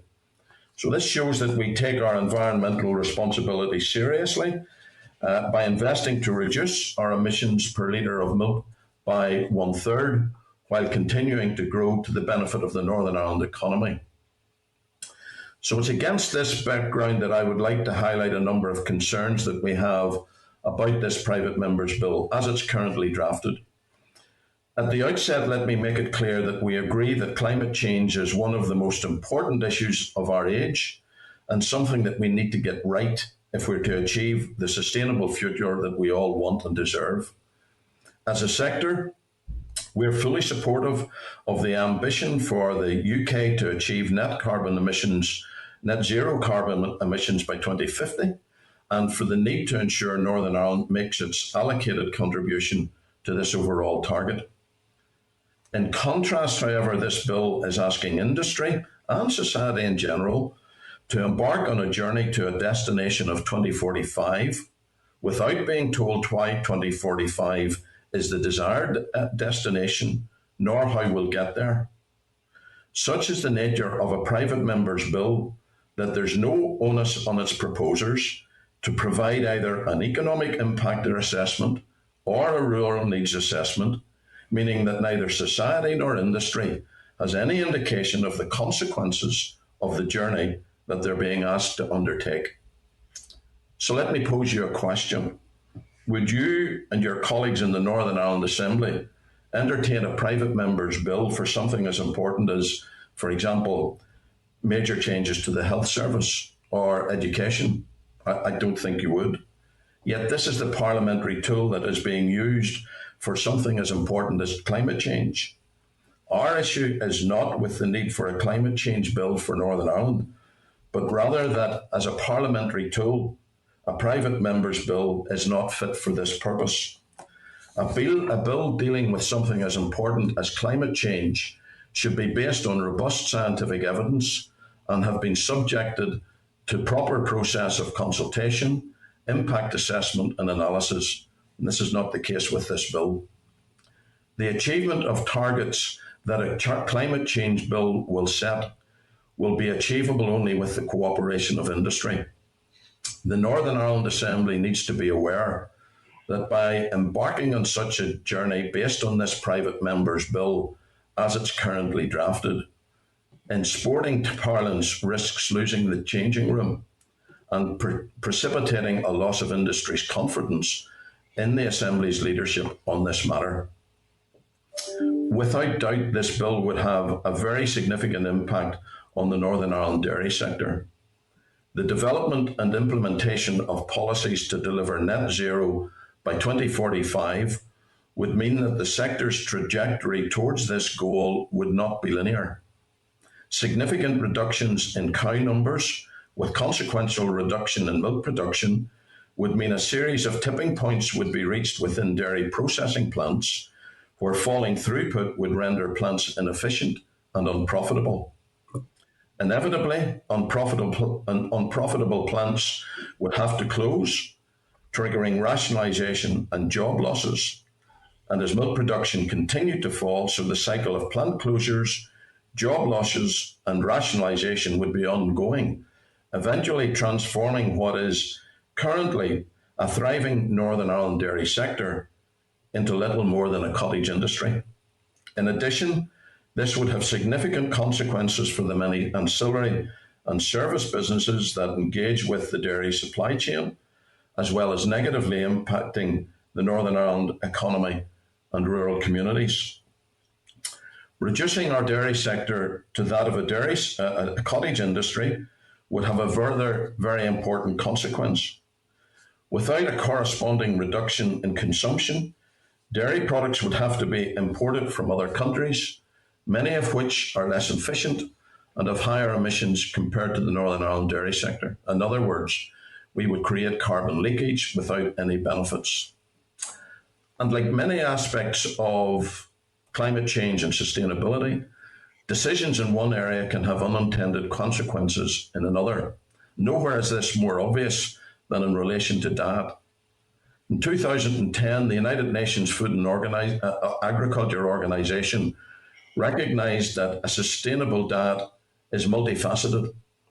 It should be protective and respectful of biodiversity and ecosystems, culturally acceptable, economically fair and affordable, while being nutritionally adequate, safe and healthy. In other words, we should not focus on environmental impact in isolation, but we must also consider aspects such as health and nutritional value, the economic impact and cultural aspect of our diet. In Northern Ireland, milk and dairy foods make an important contribution to the nutritional quality of the diet. The dairy food group is the largest contributor to the intake of calcium, iodine, vitamins B2 and B12, supplying around a third for adults and even more for children and teenagers. These nutrients are not readily replaced by other food groups, and there is evidence that delivering the same nutritional balance without dairy increases the cost of the diet. The outworking of this bill, which will move Northern Ireland from being self-sufficient in dairy products to being a significant importer, is that the cost of dairy products in Northern Ireland will increase, forcing lower income families in particular to either change their diets and consume less dairy products or pay higher prices for imported dairy products. In either case, levels of food poverty will increase without any environmental benefit. So it's difficult to see how this bill, which will downgrade the Northern Ireland dairy sector from being a vibrant sector in the Northern Ireland economy to a cottage industry with dairy products having to be imported, is in line with the UN's position on sustainability. That being the case, and in terms of the international reputation of Northern Ireland, the enactment of a bill that is not in harmony with the UN's Sustainable Development Goals would not be helpful. In conclusion, Chairman, it's our view that rather than being reduced to a cottage industry, the Northern Ireland dairy sector has the ability, the track record and the willingness to join with you in the journey to UK net zero by 2050. Delivering the changes that dealing with climate change requires will need the involvement of farmers, because change cannot be delivered without the knowledge and expertise that has been imbued in each farmer over generations. Dairy farmers and their families have enormous pride in their land. They're taught from a young age to respect the land, their animals, and the natural environment, so that their heritage can continue to be passed to future generations. It's part of their DNA. With this generational passing of the baton comes knowledge of how to manage their land and work with nature and its seasonal variations to produce high quality dairy products. At any point in time, this generational model usually represents an excess of 100 years of accumulated knowledge and experience per dairy farmer. The challenge for a Northern Ireland climate change bill is to engage and harness this wealth of knowledge and experience to help deliver the results that we need. Chairman, a bill of this nature is not fit for purpose of addressing an issue as important as climate change, and does not provide an appropriate process for engaging and working with the agri-food sector and farmers in particular, without whom targets will not be achievable. The Northern Ireland dairy sector has the experience and track record of delivering changes that will be necessary as part of the UK's journey to net zero. Our ask is for a bill that provides a framework that is evidence-based and which provides targets we can support in the knowledge that they are achievable without transforming our sector into a cottage industry. Thank you. Thank you very much for that address, Mike. I'm going to move around the room before I come back in myself. The first person who's indicated they want to ask a question is John Blair. John, can you come in there? Yeah, Chair, and thank you. Can I thank Mike as well for his presentation? It's good to see him as ever. Mike, if you don't mind me drawing on a couple of things you mentioned there and trying to build a comparison, I'd be grateful as well if we could reference in any replies the all-island situation here, the fact that there is a neighbouring jurisdiction with a target of its own already, and we will have to interface and interact with that going forward. But more specifically, can you shed some light on what might appear as a lack of clarification around where 82% in relation to UK Climate Change Committee target might be achievable, but 100 wouldn't be, and also where 2045 might not be achievable, but 2050 would be? I'm always keen to get more clarification on the rationale between saying one is okay or might be achievable and the other one isn't. Yeah, I think it's. I would tend to look at it not so much in terms of achievable as what's the impact, because we don't the 2045 net zero. We don't know what the impact will be. Now, I think in the previous session, Colin mentioned that there's an impact assessment that's being carried out. That's being carried out on behalf of the wider sector, agri-food sector. And it's being done because there's no requirement under this bill. So it's looking at what the impact, the initial assessment that we have had from that work for the Northern Ireland dairy sector is that the impact would mean that the scale of the Northern Ireland dairy sector would have to reduce to a level the milk production output of which we last saw in 1946. Let that sink in. The evidence that we're getting is that the scale of reduction that we would have to have in the Northern Ireland dairy sector would result in levels of milk production that we last saw in 1946. That's why I say cottage industry. So this bill would be taking us back to the future. In terms of the 2050, based on the Committee on Climate Change recommendations, that still poses big challenges for us. Because at the minute they're suggesting, I think, something of the order of a 20% reduction in the level of livestock.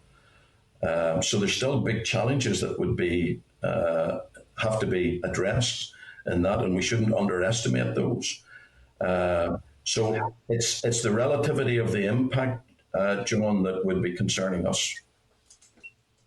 Okay, I appreciate that, but to draw it a bit further, if you don't mind, on the comparison between the North and the South on this island, and also Northern Ireland's position in relation to other jurisdictions within the UK, be that England, Scotland, or Wales.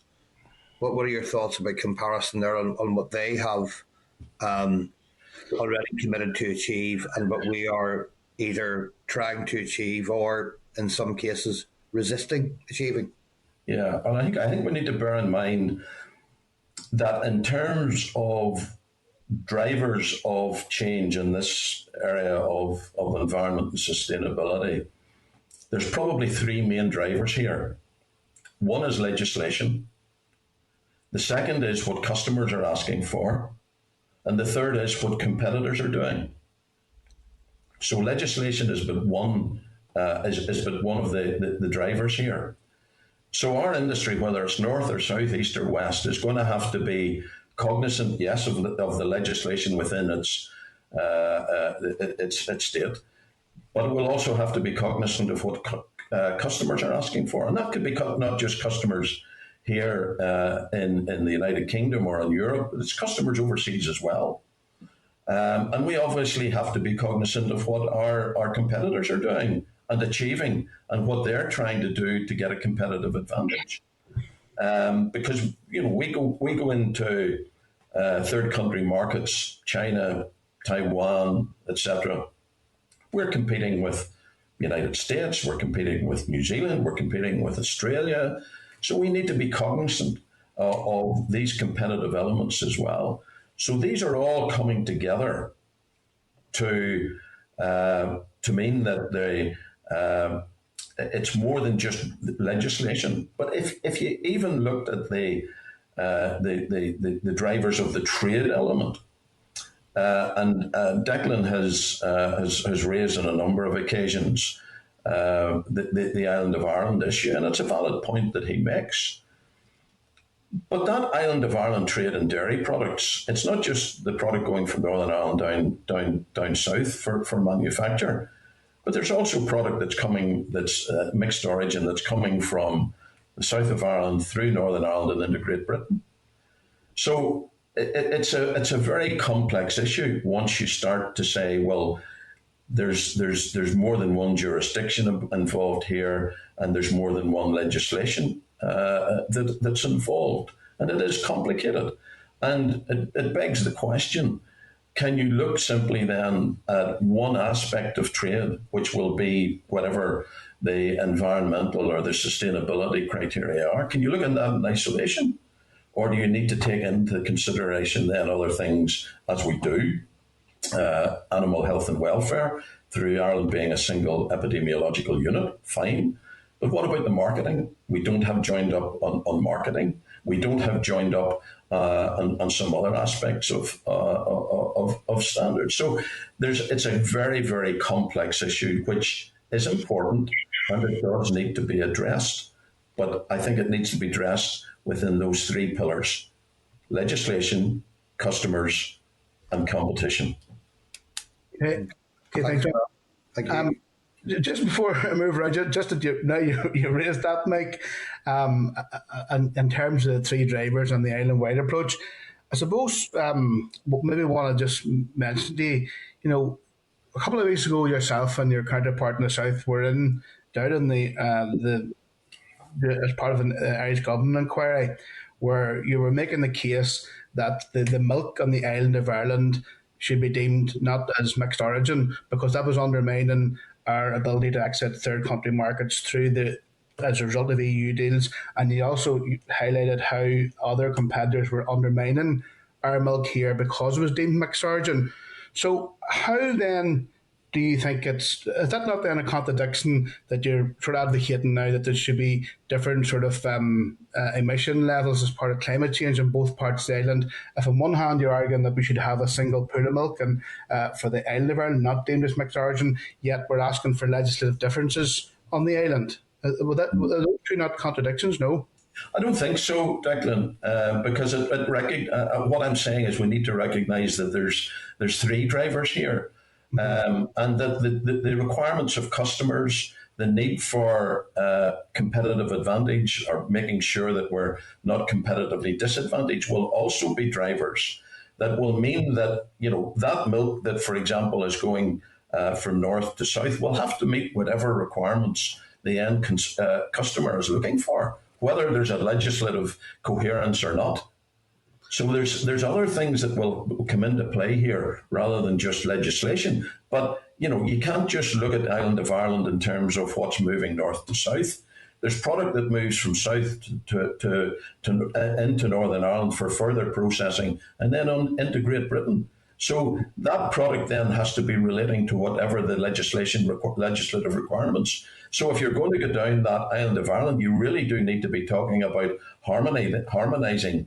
Ideally, then, do you not, what legislation is in place in Ireland and the United Kingdom? Yeah. I hear what you're saying, and I suppose that is the case. The Britain is looking at, I suppose, at 2050, and the south of Ireland is looking towards 2050. Yet us here on the same island is looking for a differential sort of target if we adopted the route that the UKCCC suggests. Are we not a little bit preemptive in that, in the sense that we don't yet know what the sectoral targets will be in Ireland? So I think it'll be interesting to see once those sectoral targets are taken, will we see a differential approach based on for farms in Connaught as opposed to Munster, based on the size and the location and the nature of the landscape of the farms in Connaught as opposed to Munster. So I think we're maybe jumping the gun a little bit there. We'll have to wait and see, I think, as to what the sectoral approaches will be in Ireland and how that's going to be applied across the country. Thank you. Thanks, Mike. William? Thank you. Can you hear me okay? Yes, William, we got you. Thank you very much. Thank you, Mike, for your presentation. I for some time, a farmer all my life, so I'm also of a dairy farm at home, so fully understand the situation. The Climate Change Committee has made clear recommendations for the UK for the 4 regions. Northern Ireland made recommendations that we should set a target of 82% by 2050. In doing that, the UK as a whole reaches net zero.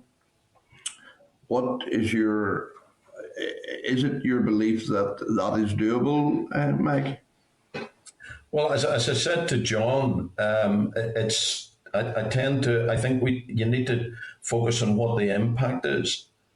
And obviously the impact in going for the UK target is less severe on our sector than going for what is being proposed in this climate change bill.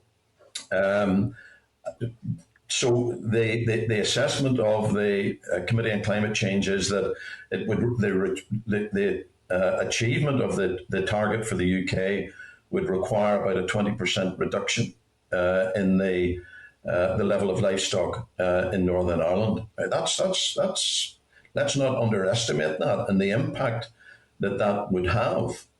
Now, I lay alongside that the evidence that Professor Jerry Boyle gave recently to the Oireachtas, where he was saying that, look,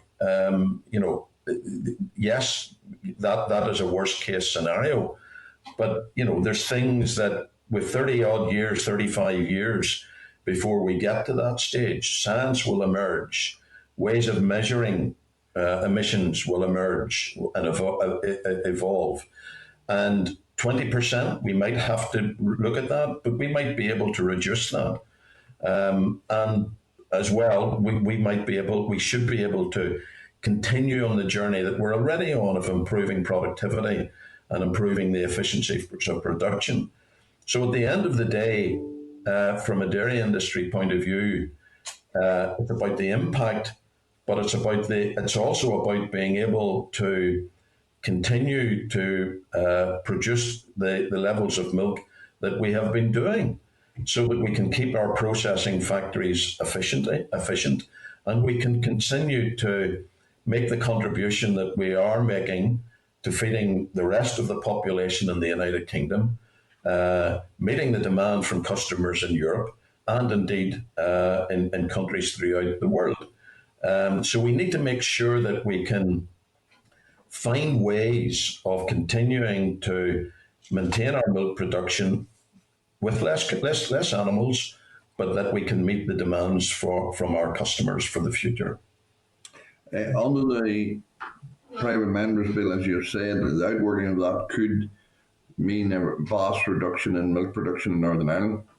That being said, it also then, in consequence of that, would mean a large number of redundancies or job losses in Northern Ireland too. Would be clearly the outworking of that, would it not be? Oh yeah, without doubt. I wasn't trying to be over dramatic in using the phrase cottage industry, but you can understand if we're going back to levels of milk production that we last saw in 1946, you can start and join the dots, William, for the impact that would have on processing. Thank you very much.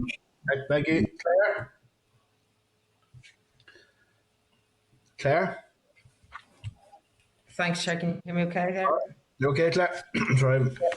Thanks, Mike, and great to hear you today as well. And you just started there, you were saying that you didn't know why 2045 had been picked as a target year in the bill. So I just want to maybe make it clear for you that the target of 2045 reflects a general legislative trend really towards stronger climate legislation, and that's within the proven context that we're living in an interconnected climate and ecological emergency. But even at a UK and international level too, we do need the strong net zero targets to allow us to keep pace with these constantly moving goals. And we've seen recently even Boris Johnson has increased the UK's emission reduction target from 68% by 2030 to 78% by 2035. And again, no plan on how Northern Ireland achieves that, even within its fair share modelling. So I think that we need to be very, very cognizant that if we don't keep pace in Northern Ireland, it puts us at significant risk if the UK decides to be more ambitious, which we see it's doing. And that's been picked up also with the CCC in their letter to Minister Poots on the setting of a net zero target, because they say very clearly that as new evidence on climate science, behaviours or low carbon technologies, particularly in farming, emerges, then the UK's international climate commitments change. It may be prudent to tighten a 2050 target in Northern Ireland. So just within that type of scenario, and given that this bill has no sectoral targets, it does not address or specify the agri-food sector, certainly not the dairy sector, and that we know that there are other sectors who can move far and fast. We know that then measuring and reporting is going to be absolutely key. My question, or what I would like to know from you, do you feel that the dairy sector is resourced enough to begin to measure and report their development? Yeah, thanks for that, Claire. And just on the UK ambition, and I think we have no problem with the UK's ambition being tightened as evidence evolves. Absolutely no problem with that. And I think not just from a dairy industry point of view, but from an agri-food sector point of view, the key for there's a couple of elements here. We need to have a really, really good research program here, because if we can have the right research programs properly financed, there's a really good chance that they're going to be able to deliver the mitigation measures that we'll need 20 years from now to be able to continue to meet our commitment to meeting the targets. So that research is extremely important. We need to, as you say, we need to be able to better measure. Now, we're, the like CAFRE, for example, at the minute, are putting in place a pilot program that will be looking at carbon audits on farms right across the piece, using looking at different carbon calculators, because there's a range of carbon calculators that are available at the minute, to look and see which ones may be the best for Northern Ireland. So it's taking that sort of evidence that we can then start to apply that at individual farm level to measure the emissions, set targets at individual farm level.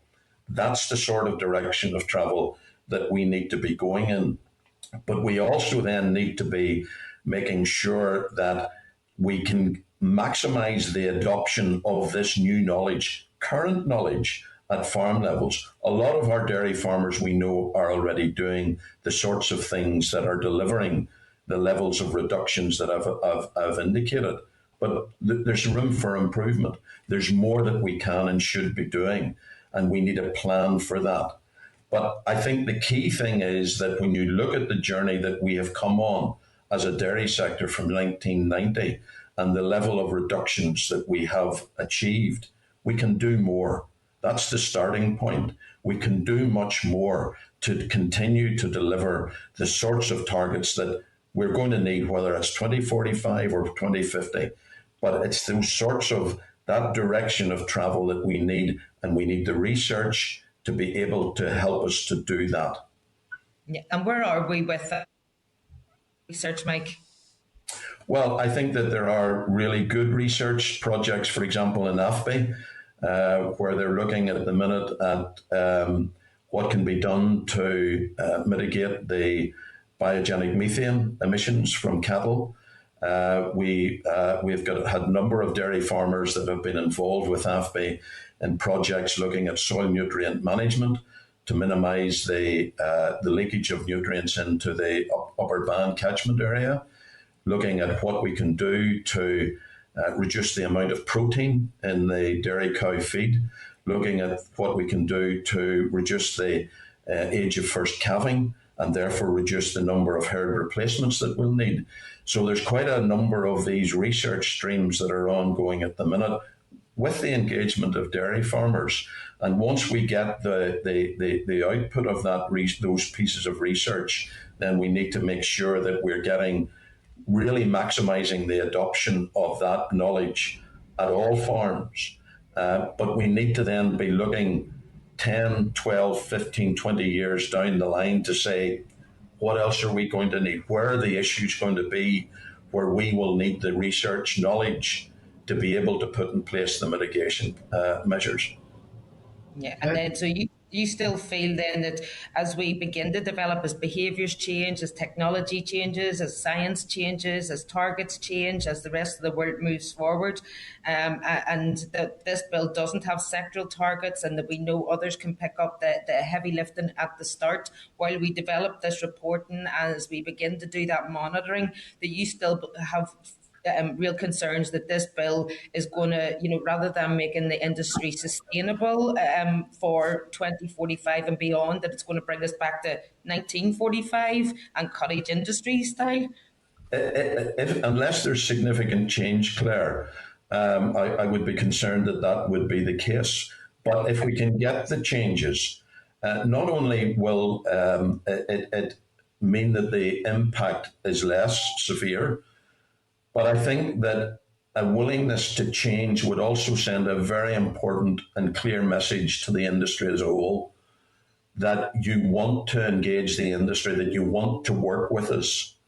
Because if you can send that clear message, I think that you'll get a very positive response. Because we want to get this right. It's in everybody's interest to get this right. And so we want to be involved, but give us a chance. Great, thank you. Okay, folks, we're going to have to keep moving swiftly here because our next witness is up soon. Patsy? Yeah, I'm online now. Yes, Mike, thanks very much indeed for your extensive evidence there. The only bit that I want is a wee bit, you referred to evidence about reverting back to production levels of 1946. Is that written evidence that can be shared with us at all, please? That it's still a work in progress, Patsy. It's the same piece of work that Conal had referred to. This is an impact assessment that's been carried out across sectors. We're hoping that will be available within the next number of weeks, and certainly at that stage it will be shared with this committee. Okay, that's grand. Thanks very much indeed. Thank you. That's it. Rosemary? Yeah, thank you. I want to ask about the genetics in relation to your animal livestock, and in relation to the animals. Is there any breed of cow, your Frisian, in comparison to your Jersey cow? Is there a difference there in relation to the methane production, etc., etc.? That's beyond me, Rosemary. I haven't a clue. I wouldn't have that level of detail. I'm sorry. Yeah, I know you talked about different investigations that were going on. I just wondered if the type of animal was being investigated in relation to the breeding, etc. Because I know you spoke about the different foods and how that affects the production of methane. I would be surprised if somewhere in the world that piece of work is not being done. I'm just not aware of it. Mm-hmm. Sorry. Oh, right. That's okay. Thank you. Perfect. Thank you very much. Okay, members, let me just see here. I'm just checking my list here. Okay. Well, Mike, I want to just thank you for coming here this morning. And part of this call for evidence that we're doing is to listen directly to stakeholders and people like yourselves who have a huge insight into potential impact of this PMB on the industry, and indeed listening from you too as to maybe find out ways that it could, this framework bill, ways that could be amended or whatever to some of the things that you would like to see changes made to it. And that's important, and I hope that you feed that into us in the time ahead. And indeed, you will be aware that based on the framework of the bill as well, the climate action plans will be subject to public consultation as well, the 5 yearly climate action plans as well. So we're really great to hear from you this morning, and would like to hear from you as this scrutiny process continues, Mike. So thanks very much. Thanks, Declan. Thank you, everybody. Take care, Mike. Bye now. Bye. Okay, members. Can I get agreement to publish the briefing from the Dairy Council on our committee's webpage? Yeah. Okay, members, we're going to move now then to the item 7, is oral evidence session from the UK Carbon Capture and Storage Research Centre, UKCCSRC. It's written briefing which has been tabled, and I want to welcome by Starleaf John Gibbons, Director of the UKCCSRC. John, you're very welcome this afternoon. And sorry we're running a wee bit over schedule, but thanks very much for your indulgence. And I'll ask members now to ask John to give your briefing, and members will then ask some questions. Thank you. Okay, thank you, Chair. So I'm Director of the UK Carbon Capture and Storage Research Centre. I've been working on carbon capture and storage for approximately 20 years, looking at it. And I think what I would say at the moment is that we have a situation where climate change objectives have changed quite radically from previous situations.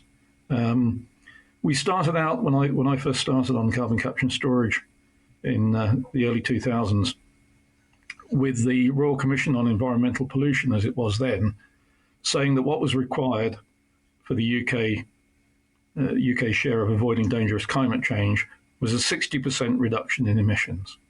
60%. This then went forward for a while. There was a fair bit of debate about it. We had the Gleneagles conference where the UK led the world on climate change in 2005. And then we eventually got to the climate change bill, which increased the target to 80% reduction and also set up the independent body, the Committee of Climate Change. And it made that at 80% a legally binding target, not just a recommendation.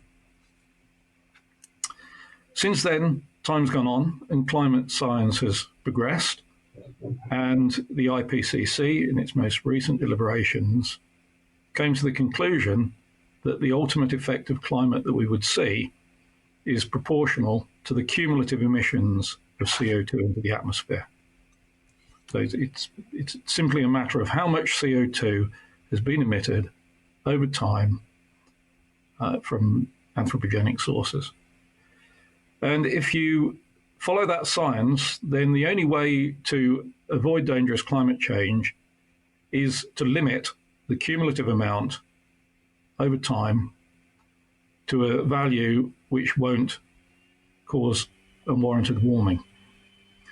And that has the immediate consequence that you clearly have to get to net zero. It's also got the consequence that if you've emitted too much CO2 before you get to net zero, then you will have to go negative. And this is a very, very different situation. So we've been used to a long time for the idea of being thrifty and frugal and cutting down, first of all, to 60% and then to 80%. And that was more or less a reasonable strategy. It would work. You might want to use carbon capture and storage to help keep certain activities going, so for example, coal consumption. But it wasn't absolutely necessary. As soon as you go to net zero, or particularly to net negative, you have to have some form of carbon capture and storage. And indeed, you not only have to do what I call traditional CCS, where you capture from point sources, you also have to be able to remove CO2 from the atmosphere. And you need to be able to do that using technologies which are not limited by natural resources. So you can't just rely on take-up by land, particularly since take-up by land is going to be adversely affected by the warming that we're inevitably going to see now. You can't rely on CO2 getting picked up from biomass, which you then burn and capture the CO2. You have to rely on technical means to take CO2 from the air. And that's the way it is. Now, that technology is available. We don't know how much it will eventually cost because it's being developed, but it will be available. And effectively, what I'm suggesting is that the whole dialogue that you've got to cut emissions from particular industries, you've got to do this, you've got to do that, implies an infinite price on emitting CO2 to the atmosphere. That provides an imperative. It's infinite. We've got to do it. There's no alternative, but there is an alternative. The alternative is to pay to remove the CO2 from the atmosphere. And that includes removing CO2 from the atmosphere to compensate for the emission of other greenhouse gases. The UK has a target of net greenhouse gas emissions, taking all greenhouse or significant greenhouse gases into account. So that's the context. It really is, because we've changed to net zero, and because in fact we're seeing a possibility of net negative, the dialogue has changed. It's not a matter of cutting emissions and that will be all right. You've got to actually face up to the fact you have to get net zero and net zero overall. Now, in the context of the bill we've been seeing, there doesn't appear much recognition of how, in reality, the world will have to achieve a balance. It doesn't recognise the fact that you can, indeed will have to do that in different places. You can't do CO2 removal just anywhere, and it misses that out. So clearly, you have to look at local circumstances. You have to average over the world as a whole, and indeed you can average over the world as a whole. The climate's well mixed. Just as an aside, I noted that there appeared to be a nitrogen budget incorporated as well. apart from N2O, particularly potent greenhouse gas, I don't think nitrogen has much bearing on the matter here directly. And I think the difficulty of achieving net zero requires that you focus. And we really do need to focus on that and focus on objectives. And it's fair enough, people haven't got to grips with what climate really requires anymore, because it just goes against previous trends. You know, we started out worrying about, is there enough fossil fuel? We had the oil crisis. We tried to reduce energy consumption. And then, as I say, we were told, oh, you just reduce CO2 emissions by 60% and we'll be okay. Just reduce them by 80% and we'll be okay. Now it's a much, much harder and non-traditional sort of objective. It's no longer conserve, cut. It's just get to net zero. And then, as I say, for that, we'll have new tools. Now, it may seem that this is a pretty radical way of doing it, but I think the US sets quite a good example on this. You had John Kerry saying that 50% of the technologies that we will need haven't been developed yet. And also in the most recent climate bill proposals in the US, they're proposing 4 direct air capture centres, and a lot of other things, but particularly to get to net zero, 4 direct air capture centres, each capturing 1 million tonnes a year of CO2 from the atmosphere and storing it permanently. So we can see that actually people are grappling with the new realities and facing up to the fact that we will have to do things which would not make any sense at all in the view of conservation, energy conservation. They're purely being done for climate and to get to net zero. Now, in that context, as I say, Northern Ireland doesn't have access to secure geological storage as readily as other parts of the United Kingdom. And it is only reasonable that takes place in areas where it can take place at lower cost. As I say, the carbon dioxide doesn't need to be the same carbon dioxide that you emitted. It's perfectly reasonable to take carbon dioxide out of the atmosphere anywhere in the world, indeed, and also to take carbon dioxide out to offset other warming effects. So I think that the 82% target set by the Committee on Climate Change, which has oversight of all of the UK's emissions, should be taken extremely seriously. As I say, it's perfectly reasonable that Northern Ireland it doesn't have the tools to do the job. It really doesn't. It's not. It's just a factor of geography and geology.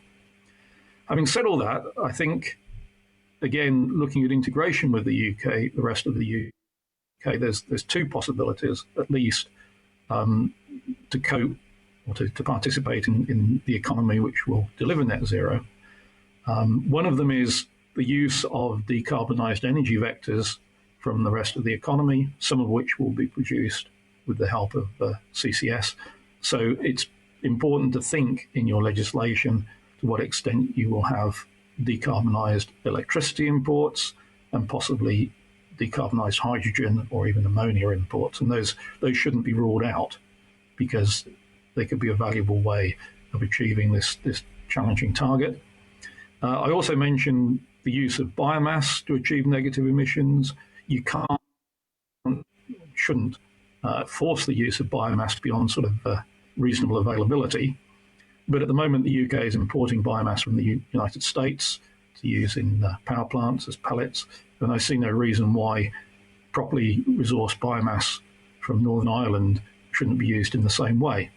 Now, I know that you can use biomass locally to generate energy, but the best use of it for climate is to take it to a point where it can be used with carbon capture and storage and thereby remove CO2 from the atmosphere.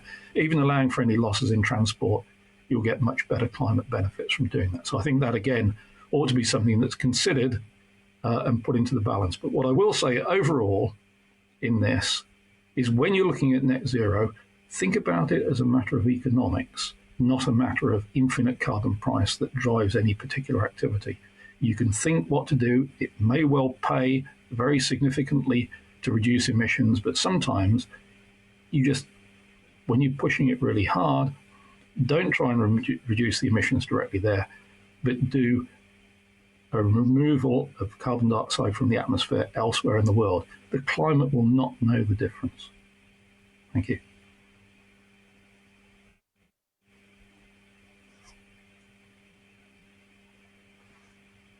I can't hear you, Declan.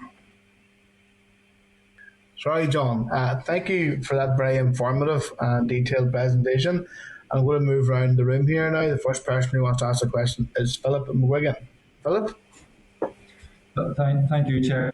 And my apologies, John, because it was either your internet or my internet, but there was bits and pieces of your evidence that I was missing, more than likely my internet. But in terms of the technology, I mean, you referenced the CCC's report, and they're saying that a net zero target isn't achievable for the north without a disproportionate amount of carbon capture and storage technology being placed here. Now, I mean, obviously, surely it makes sense, or it makes sense to me that you would place that technology where it's most needed. According to the CCC reports, is the north. But regardless of that, I mean, given the developments of projections that you've outlined in terms of future CC technology, and you referenced John Kerry in the US and probably likelihood of millions of pounds being invested in this technology, is it possible that all of this can contribute to net zero here? And I mean, I'm provocating all that by the fact, and I think you referenced it in your thing, that, I mean, obviously the most important factor in all of this is reducing carbon emission. I mean, I was reading a report there at the weekend about, sometimes companies in particular, but maybe particular governments, will use technology as an excuse not to reduce carbon, and that can't be the case, that we must reduce carbon first and foremost and use technology only in instances where that's not possible. Look, getting to net zero is going to be very expensive, okay? It's a challenge. We've got a limited time to do it. I really hope we cut emissions as fast as we can and don't put the burden on future generations to pull it back out the atmosphere. But it is just a matter of net emissions. The climate really cannot tell if you've put CO2 into the atmosphere in one part of the atmosphere and taken it out somewhere else. It just cannot tell the difference. It's exactly the same. So it's a matter of economics. And I wouldn't, I really can't suggest too strongly that you look at it objectively. So the priority is avoiding dangerous climate change. It's not particularly cutting emissions from one source in one part of the world. It's getting an overall result. So it becomes a matter of economics. And it's very important to develop the technologies to remove CO2 from the air. At the moment, people are looking at it not for serious removal, because there are cheaper ways to cut CO2 emissions in the short term. But given that it's going to be needed, it's very important to get on with it and get the cost down. So that's what I'm saying. When the climate genuinely cannot tell the difference, whether you remove it at source or remove it elsewhere. Okay. And just kind of maybe specifically in relation to here, I mean, if you could maybe describe the limitations that you see facing, the advancement of this technology or its capabilities over a 5 to 10 year period. Well, so what we expect to see over a 5-year period, the first plants going at the moment, again in the United States, Oxy Petroleum and Carbon Engineering are working on a plant, again at the 1 million ton scale, which may be one of the 4 million ton scale. So I expect to see some technologies developing.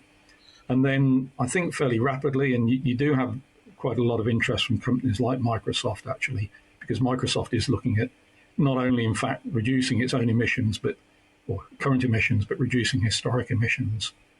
Bill Gates is supporting the carbon engineering project. I think we'll look at seeing the technology rolled out quite a lot, and you may find things like people being offered the scope to just capture their annual emissions. Now, if you're thinking about it, if you're talking about emission costs of some hundreds of pounds a ton, probably, whatever it is, 5 or 10 tons a year, actually for some people, that would be a reasonable luxury expenditure. And I think we'll see that developing. And then in the longer term, we're not looking to get to net zero until 2050. In the longer term, we'll see a rollout of this essentially as a national activity to underpin the nation's commitment to net zero. So I'm not saying that this will, get you to net zero in 5 or 10 years, but we're not going to get to net zero in 5 or 10 years, whatever we do. What I'm saying is that when we're looking at longer term trends over several decades, in the 3 decades we need to get to net zero, we're looking, if you want to get to net zero by cutting every possible source of CO2 and greenhouse gas emissions, first of all, you'll fail, because I think you'll find it just impossible. But secondly, it'll cost huge amounts of money. And in fact, you'll alienate a number of people in trying to get there. If you just say, look, you've got to get to net zero, that's not negotiable. But there are ways of doing it that involve spending money. They involve spending money for no benefit other than the climate. Then we've got a way ahead, and it will deliver. And in fact, it will deliver the unfortunate likelihood that we've got to get net negative emissions as well. Okay. Right. Okay. Patsy? Thanks very much indeed, John. I found that very illuminating. But can you maybe there was a couple of things that you mentioned there, and you're clearly an expert in your field there. I've read your CV. If I could the 2 elements that you were referring to was the use of decarbonised energy. If you could just talk me through what that is. And the second thing is then the use of biomass in carbon capturing. If you could just talk me through what you mean by that as well, please. Yeah, so sure. So, I mean, obviously you can't capture CO2 from people's houses, for example, or from small factories. And you can't capture and store CO2 directly if you don't have access to a pipeline system to take it to geological storage. And I should say geological storage is porous rock layers a kilometre down offshore in the UK, the sort of places that have held oil and gas for many, many millions of years. So if you don't have that, then you need to use a fuel or an energy source which doesn't emit CO2. And that's basically electricity or hydrogen. Those are the only 2 options. And as you probably know, in the UK, we're looking at using greater electrification in a lot of industries. We're looking at using heat pumps in houses instead of central heating.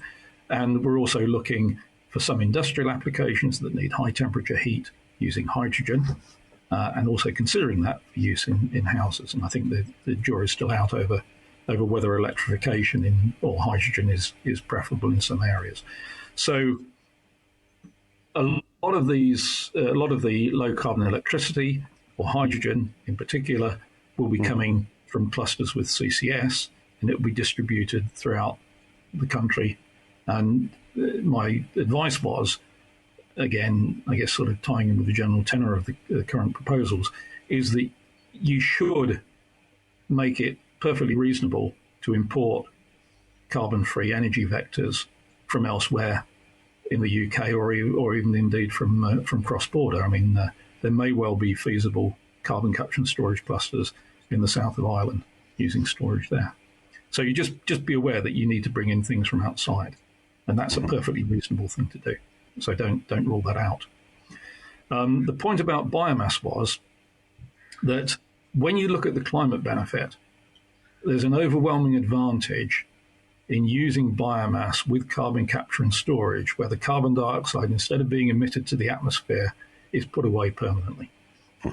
When you think about it, it doesn't matter where the carbon dioxide came from. If a molecule of carbon dioxide goes into the atmosphere that could have otherwise not gone into the atmosphere, there's one molecule less. And as far as warming is concerned, that's it. The fact that it came from biomass and didn't go into the atmosphere, it came from fossil fuel, didn't go into the atmosphere, it's all the same. So what you find is that if you do the climate accounting, then even though you will have some other emissions in the whole life cycle in transporting biomass to a point where you can use it with carbon capture and storage, that's vastly offset by the net removal of CO2 from the atmosphere. And that also gets over some of the issues which you will always have about or generally, it depends on land use, but quite often in biomass production, you'll have some residual CO2 emissions. Again, in most cases, and obviously the cases you will use, those will be less than the amount of CO2 that you can capture where it's burnt and stored. So what I'm saying is the limits on reasonable use of biomass with carbon capture and storage to give you a net removal from the atmosphere are the availability of biomass itself. It's a limited resource. It competes with food, it competes with water. But nonetheless, there are places it can be produced. And I think actually a properly managed woodland system can be an asset to a landscape. It can be an asset in terms of jobs. And taking the carbon away is much more secure than leaving it in situ. By and large, carbon that's left, or wood rather, that's left lying around will turn into CO2. And it'll do that within at most a century. Well, a century is a blink of an eyelid for the climate. It takes about 10,000 years to remove all of emitted CO2 from the atmosphere. And we've got to look at permanence of carbon lockup for those sorts of times to avoid passing problems onto future generations. So I think, as I say, we're importing biomass from the United States into the UK at the moment, basically to meet EU targets on renewable generation. But there's no reason why we shouldn't look at importing CO2 from Ireland. And you may well take the point of view that it has to be subsidised to do that, but then we do subsidise land management in a lot of ways. And I think funding land management to manage, to provide a CO2 removal activity is also a reasonable way of doing that. Okay, thanks very much indeed. Thank you, John. Okay. Patsy, Claire? Thank you, Chair. And thank you, John. I really do wish that we had more time for a much longer discussion with you. Well, we can arrange that. We can arrange that later, Claire. It's always welcome. But I just want to focus on this. So I completely hear what you're saying. Do you feel that it's either more economically viable, problematic, or just important maybe to try? It's about reducing carbon, heading for net zero rather than the date. So whether that be 2045, 2050, 2100, it's all about moving towards that net zero. The dates. The date is important when we get to net zero. As you know, I think the means are not so important. The date's important because, the amount of CO2 that we've emitted before we get to net zero is important, in a sense, not the date. So the climate science is that the ultimate warming you'll see is a linear function of the cumulative amount of CO2 that's emitted. That's in the latest IPCC report. A bit of a plug, we just had a lecture this morning from Miles Allen at Oxford, who was involved in the IPCC reporting and in fact was quite influential in getting this cumulative carbon message over. He gave a lecture to civil servants and people for the UK CCSRC, and that will be available on our website. So what's really important, the amount of cumulative amount of CO2 that's emitted before we get to net zero. And that's important because if it's more than the amount the climate can tolerate, getting to an acceptable level of warming, then we're putting the burden on future generations of either taking the problem of climate change, which they don't want, taking the risks of solar radiation management, which I wouldn't want to put on anyone, but it may be the best of a lot of bad alternatives. And then also, even with solar radiation management, they will have to take CO2 out of the atmosphere to stabilise the situation. And that's an unwarranted cost to put on future generations. So it's better to get on with it and do it now. If we are leaving them with that problem, it's actually quite a good idea to develop the technology to the point of maturity as well, so that it's available at a reasonable cost. So I wouldn't leave I think it's really, really unfair on future generations to leave developing carbon dioxide removal technologies until they're absolutely needed. It's not right. You've got to get the cost down now. Yeah, so it's net zero as fast as is possible? No, what I said was that actually what matters for the climate is how much CO2 is emitted cumulatively before we get to net zero, and then what we have to do afterwards. So, I don't. You could get there quickly, but if you've emitted a lot of CO2 in getting there, there's a problem. Yeah. And you could get there slowly. I don't think it's necessarily reasonable to get there slowly, but you could get there slowly and still have relatively low cumulative emissions over that period. I mean, literally the science is how much CO2 has gone into the atmosphere. And then because it's cumulative, net zero is only a point in the debate. You know, it's you get to net zero, the atmosphere's got a certain amount in. If it's too much, well, you can pull it out again. It's not, you will have to pull it out again. That's the science.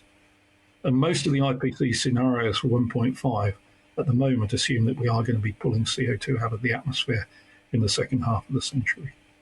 Yeah.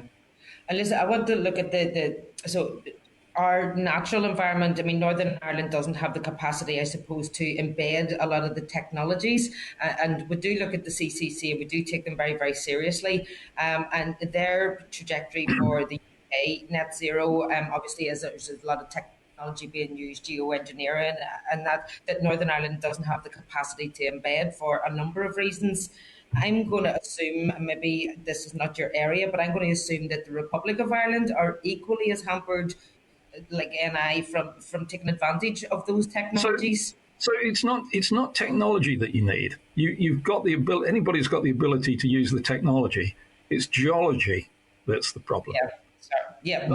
You need to have a sedimentary basin with basically sandstone layers in it that are porous. They'll hold CO2 in the pores, and those sandstone layers need to be sealed with mud, a mudstone, a slate-like material, or salt layers. And in the same way that you don't have natural gas and oil, you tend not to find that formation. Now there is some off the south of Ireland, and Cork is being looked at the moment as a possible CCS hub for Republic of Ireland. The other thing you can do, if you can't access storage directly with a pipeline because it's too far away, you can also look at shipping CO2, and that's being very, very seriously considered. That's the way Norway is handling its CO2. It's shipping it from Oslo around halfway up the west coast. Sweden at the moment is proposing to do a major cement plant retrofit, shipping the CO2 to the same point. So it is possible. It's just money. Having said that, you may not have the large industrial sources. I mean, you don't that would actually merit capturing CO2 and transporting it. And obviously, if you're looking at counteracting the effect of methane emissions, that's not a matter of CO2 capture. That's a matter of greenhouse gas removal or CO2 removal from the atmosphere to give you an equivalent correcting effect. Okay. Thank you very much. Yeah. Okay. I mean, what I'm saying, Claire, I think on the biomass is that it probably is easier to take the CO2 in the form of biomass to a point where it can be used than to, which you could do, use it, say a biomass power plant in Northern Ireland, and then take the CO2 to a point where it can be stored. But that's something to debate. It may be cheaper. What I really would like to see, I guess, is, you do have the ability to grow things, and where it makes sense, and obviously where it makes sense everywhere, but where it does make sense, at least consider managing the landscape to capture the CO2 in biomass, and then look very, very seriously at the permanence with which that CO2 that you've captured is stored long term, because it does need to be permanent. If it's only stored for 100 years, it's just passing the burden to a future generation. And unfortunately, we are likely to see with warming that CO2 that's locked up in landscapes is going to disappear. Okay, thank you so much. Yeah. Thank you, Claire. John, that was extremely interesting and very, very helpful. So I want to thank you very much for your attendance and wish you a good day. We're into the afternoon here now, so thank you, John. Nice meeting you. Thank you. Okay, members, can I take agreement to publish the written briefing from written briefing on the committee's webpage? Yeah. Okay, members, we're at item 8 here now. It's just a written briefing on the agricultural commodities income support scheme, NI 2021, page 29 of your packs. I want to advise members that the rule will be laid before the Assembly under the negative resolution procedure, as anticipated that will come into effect in late July or early August 2021. I advise members that the purpose of the rule is to allow the department to make COVID income support payments of up to 5.2 million in respect of 80% of total verification losses incurred by pig farmers in respect of culled cows sent for slaughter between the 1st of May and the 31st of March 2021.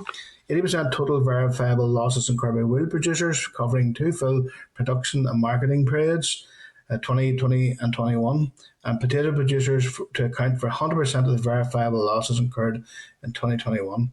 The primary legislation under which the legislation is being made requires a rule to be signed by both the Agriculture and the Finance Minister. So, are members content with the merits of this policy and agree it should move to the next legislative stage? Great. Hope so.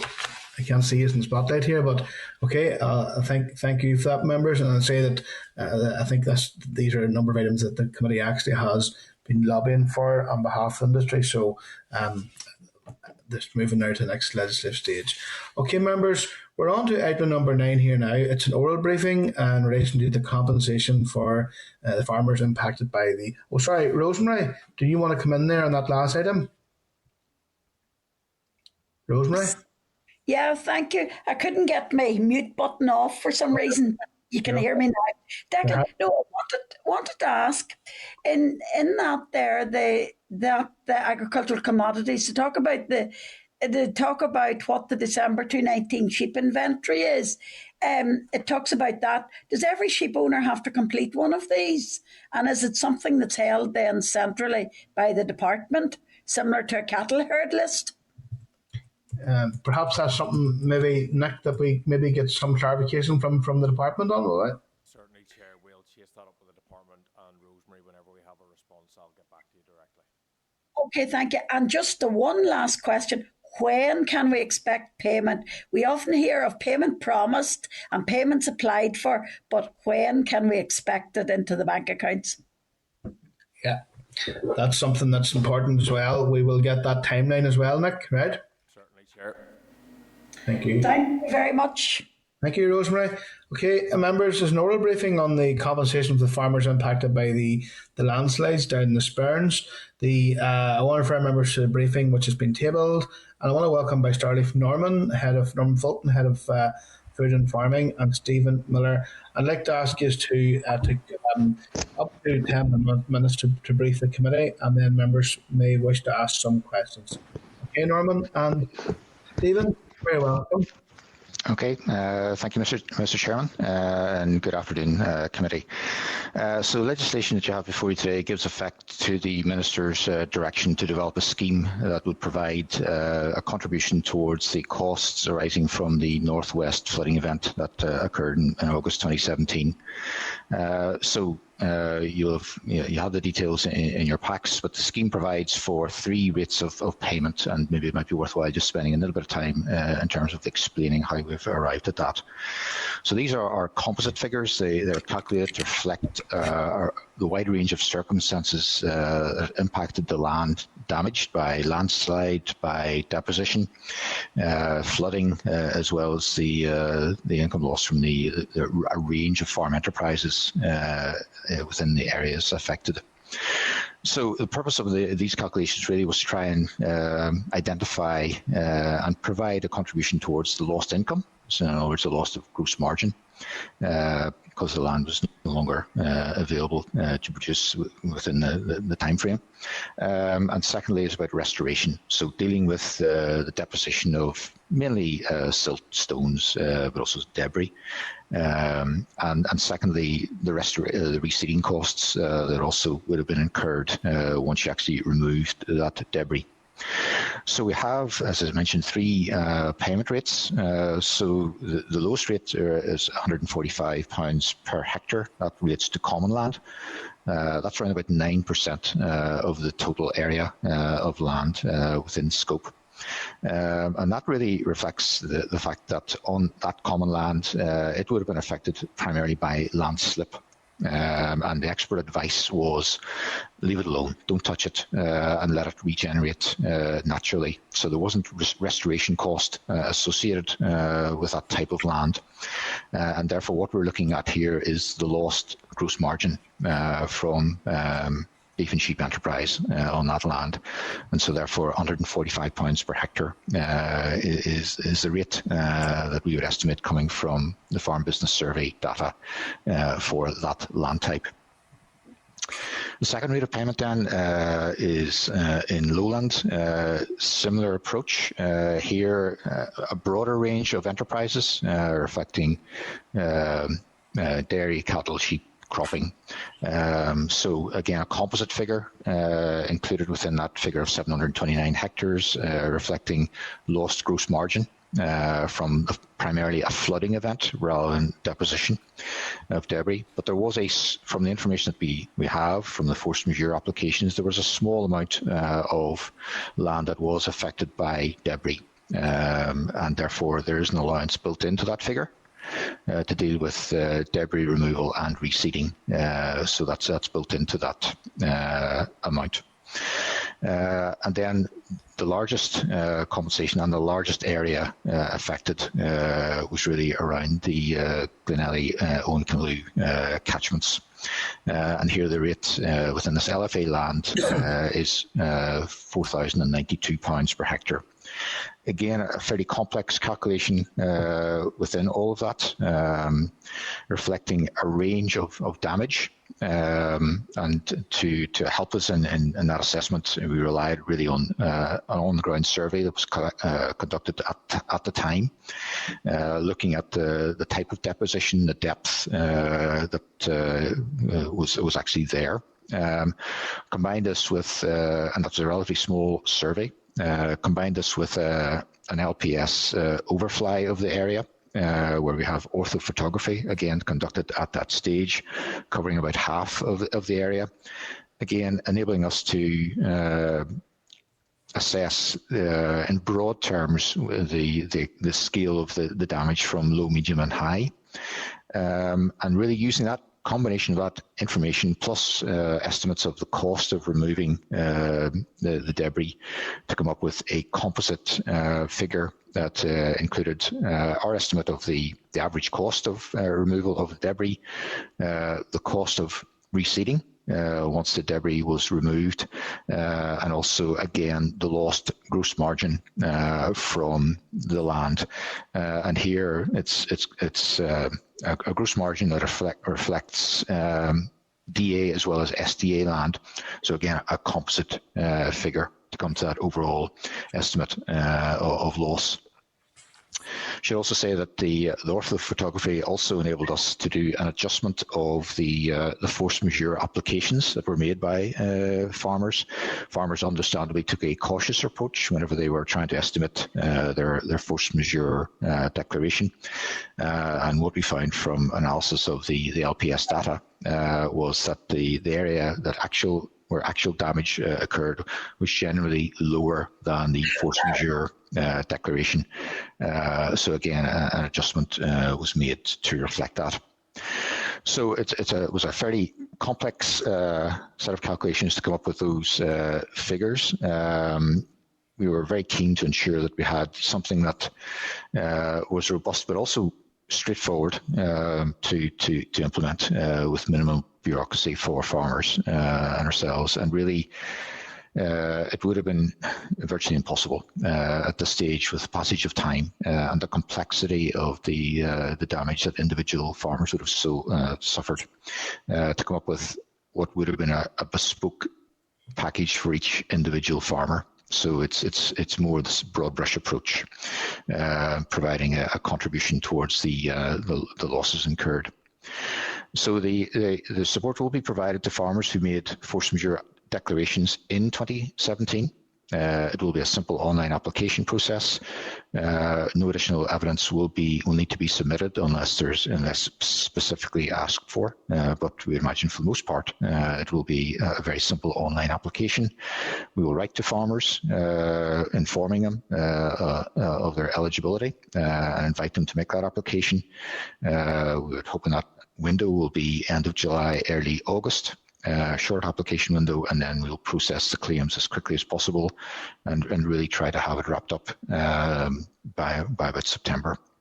So we want to move quickly to get this completed, and we're doing it as you will see in a fairly pragmatic, straightforward approach that doesn't tie farmers up in endless red tape of trying to delve into their individual circumstances. So that's a quick trot through, and happy to take any questions from committee. Thank you for that, Norman. And I will say at the outset, very much welcome the fact that this scheme has been introduced, and because I'm very familiar with the issue. It's down in the area that I represent, and I was down there many times, including just shortly after the episode happened, and seen for myself the huge devastation that it caused to farms and livelihoods, and indeed the long-term impact it's had, and indeed on farmers' own mental health as well. So I have to say that it took a while in coming, but I have to say that it's good news for the overwhelming majority of farmers who were impacted by this exceptional force majeure episode. One thing I will say, Norman, and you probably expect me to raise this because I've been writing to you about this for the last number of weeks. It's just in relation to the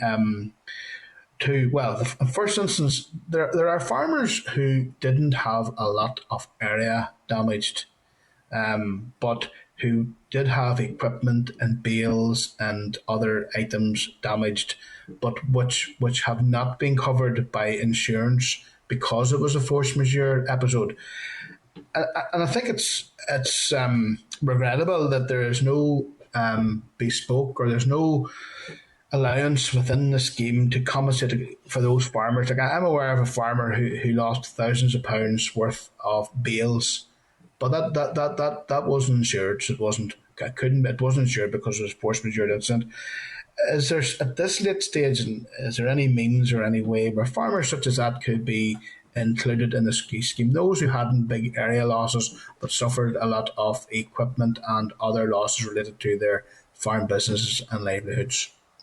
Yeah, well, certainly for elective equipment, for example, I mean, there are insurable losses, and we really can't get ourselves into a position of compensating for insurable loss. So that's something we simply can't get ourselves involved in. Beyond that, with the passage of time 4 years ago, really having any sort of means of capturing that data would be really impossible at this stage. And so it goes back to the purpose here. It's a package that provides a contribution towards the losses. It's a significant package, and for comparison, the package that was provided in Donegal, for example, probably around about €500,000 was provided, and again subject to a €15,000 cap per business. We don't have that anymore, and therefore gives us a significant additional flexibility in terms of the package that we have developed. So I think the package we have is as good as we can make it, and to get down into trying to audit individual circumstances, I think would tie us all up in significant difficulty. And I think the more important thing is to get the money out there, and to do it in as pragmatic a way as possible. And see, just on the same point then, Norman, obviously the compensation is predicated on submission of the force majeure application in 2017. And I know the department worked hard at advertising that. So did the UFU and other organisations. Indeed, I myself actually printed off many force majeure forms and distributed them to local shops and post offices and other places. However, I don't recall, and I stand to be corrected, but I definitely do not recall it ever being said at the time that in order to be eligible for any future compensation scheme, you had to fill in the force majeure in 2017, and also there was farmers who their instinct when their land was inundated, as it was, their instinct was to roll up their sleeves, get down there, get the land reclaimed, and try to get back to business as best as they could. And they incurred a significant loss in doing that there. So, bear in mind the fact that the department has carried out copious assessments of the areas, on-ground surveys, overground LPS overflights. Surely there's enough evidence already in the department to facilitate the small number or the number of farmers who didn't submit the force majeure at the time, but nevertheless incurred a lot of loss because of what happened to them. Yeah. Mr. Chairman, as you say, we all made significant effort to make sure that people did declare their land as effectively no longer eligible for CAP support, so therefore it really was important, hugely important, not just to protect for a future position, but also to protect at that stage their CAP support payment, because the land was no longer eligible once it was damaged in that way, and therefore it was essential that they declared force majeure at that point and protected their own position, and to have some sort of retrospective declaration at the stage, it would open up issues in terms of, was the land actually eligible for support in 2017? And I don't think we want to go down that particular route. In terms of the data that we hold, yes, we have some survey data on the ground at that stage, by no means covering every field, by no means. And similarly with the overflight information from LPS, that would cover only about half the area within that Owen Calloo and Glenelly catchment, but certainly wouldn't capture any of the information further downstream. So we don't have complete data from our orthos to be able to rely on that at this stage to reverse engineer a payment, particularly for areas outside of the force majeure declaration. And Norman, just before I move around to Rosemary and William, who've also want to ask some questions, at that time, was the satellite technology available to capture, because you use it obviously for assessing land for single farm payment eligibility. Is there no evidence through that as well that would support, to help quantify the scale of the damage? Yeah, I suppose it really comes down to the clarity and of what you can actually see. So by far the best you can get is the orthophotography.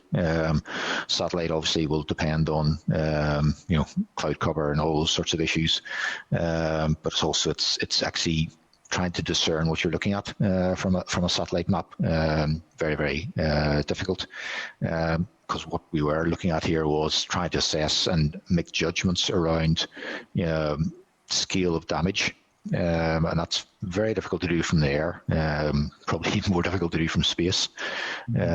So we've used the best information that it really is available to us at this stage. Okay, thank you, Norman. Rosemary. Thank you, and thank you very much. Mine's just in relation to the various levels of compensation that's available, and particularly the £729 per hectare for the lowland and the £4,029 for the SDA, the hill land. Mm-hmm. While I welcome the whole scheme and welcome this compensation package very much, there seems to be a huge difference between those two types of land. And I would have thought And this is no disrespect to hillland, anybody, the owners of the hillland, in comparison to the lowland.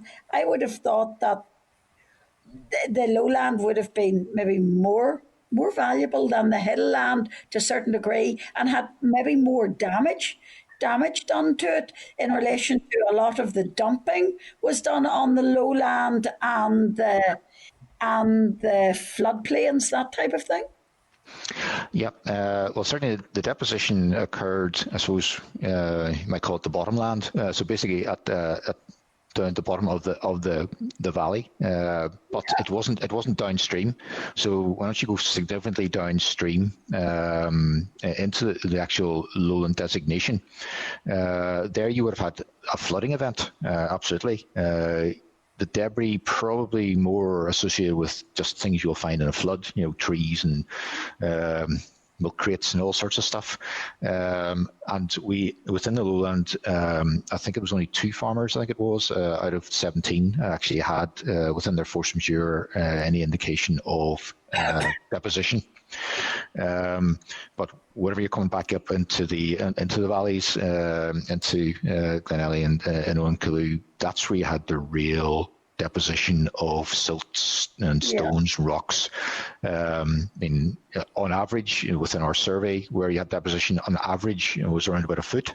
But it could have been significantly more, up to 3 feet of deposition. And once you have that, that is a very significant cost in terms of trying to remove that.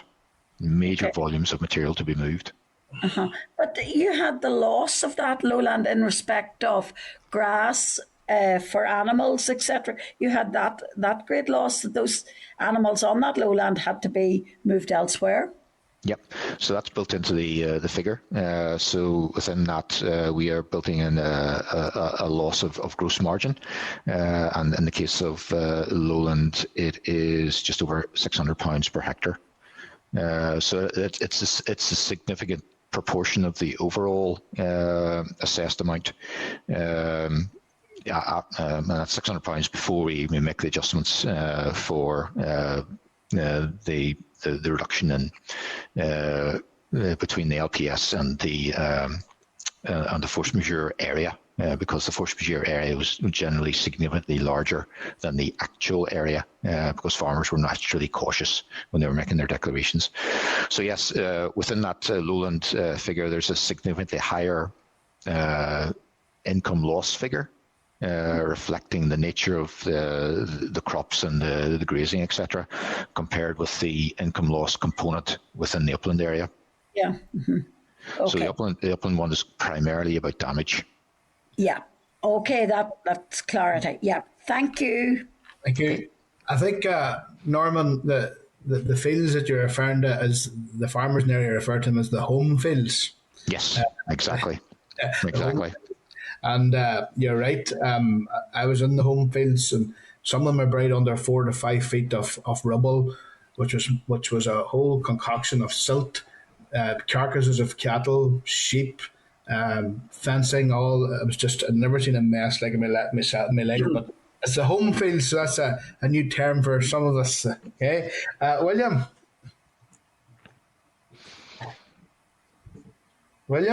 Yeah, have you got? Go ahead. Yeah, no, I broadly welcome the scheme. I think it's farmers did wait some time, and I know the chairman fought valiantly for them, but I mean, it's good that the minister delivered at the end of the day, Declan. In relation to, I just heard in passing that you mentioned the 15,000 that the de minimis under European legislation. Does that mean, or is what you're saying, Norman, you can pay out more than the 15,000 de minimis given that we're out of Europe? Is that what you're meaning, or did I pick that up wrong? Yeah, no, that's correct. Well, the de minimis limit actually has now been raised within Europe, but because we now operate under a different regime, effectively, then yes, we can basically set that aside. Now we have established. Effectively an administrative limit ourselves of 106,000. The minister has decided that. So, but yes, we're not constrained by that de minimis limit, which we would have been had we been doing this back in 2017, 2018. Well, that's welcome too, I'm sure, to some of the farmers in the spot the worst affected. In relation to the lowland and the 129 pound per acre, that's per year, I presume. Yes, that's right. Yeah. Per year. That lowland, were they able to claim basic farm payment during that time? They were, yes. So again, if they made their force majeure declaration, that effectively protected their basic payment in that year. That was the purpose of the declaration, to make sure that wasn't placed at risk. No, that's 100%. No. Again, welcome the scheme. It's good that those affected are getting some compensation. It's a big help to them, I'm sure. Okay, thank you. Yeah. And in fairness, William, you're right. I will pay tribute to the Minister for making the direction to do this here, and I think it's also important too to pay tribute to the UFU, particularly Victor Chestnut. Victor, when he came in at the last year, he set that out as one of his priorities to try and get the support for those farmers. So it's important to acknowledge, yes, the Minister for making the decision, the directive, and indeed the UFU and others for adding their voice for this as well. Harry? Thank you very much, Chair. Yep. Thank you, Chair. Can you hear me? Yep. Yes, we can, Harry. No, just wondered, thank you, Chair. Norman, was there any conversation had with the NI Drainage Council for going forward that the like of this possibly could be averted and happen again? Well, I mean, we're talking about an absolutely exceptional event. I think at the time the expert talked about, maybe Stephen, you can remember, I think was it a 1 in 3,000 year, something of that order? Mm-hmm. Yeah, so I don't think we could have an engineered solution that would deal with a 1 in 3,000 year event. But the Lochs Agency did do considerable work in the aftermath of that, again, restoring effectively the riparian strips and the banks, etc. Again, an important river, part of that tributary, that whole system. And therefore, there was significant works around just restoration of the actual river channel at that time, and also significant fencing off of the channel. Again, we passed money to the Lochs Agency to do that, and I think it's around about 38 kilometres. I think of fencing has been installed again to protect the banks and the spawning grounds, etc. Within that system. Very good. So if it was 3,000 years ago, then Declan, you won't remember the last time it happened. Thank you, Chair.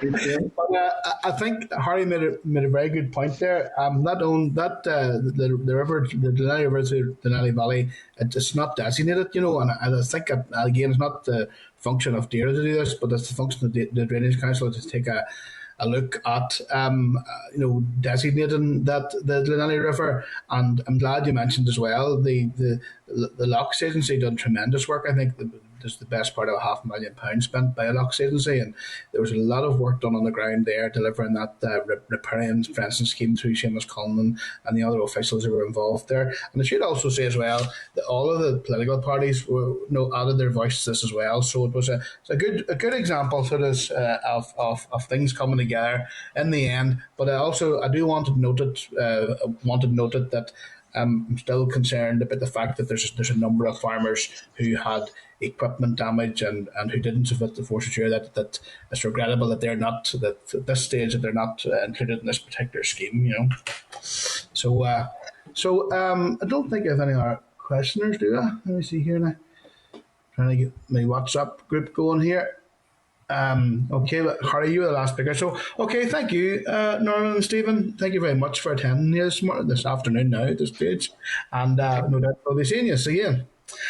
Okay, members. This policy moves to the next legislative stage. Hope so. Yeah. Okay. Right, members. Item 10 is a written briefing. The waste. Battery's expiring. The waste. Fees and charges amendment regulations NI 2021. It's on page 83 of your packs.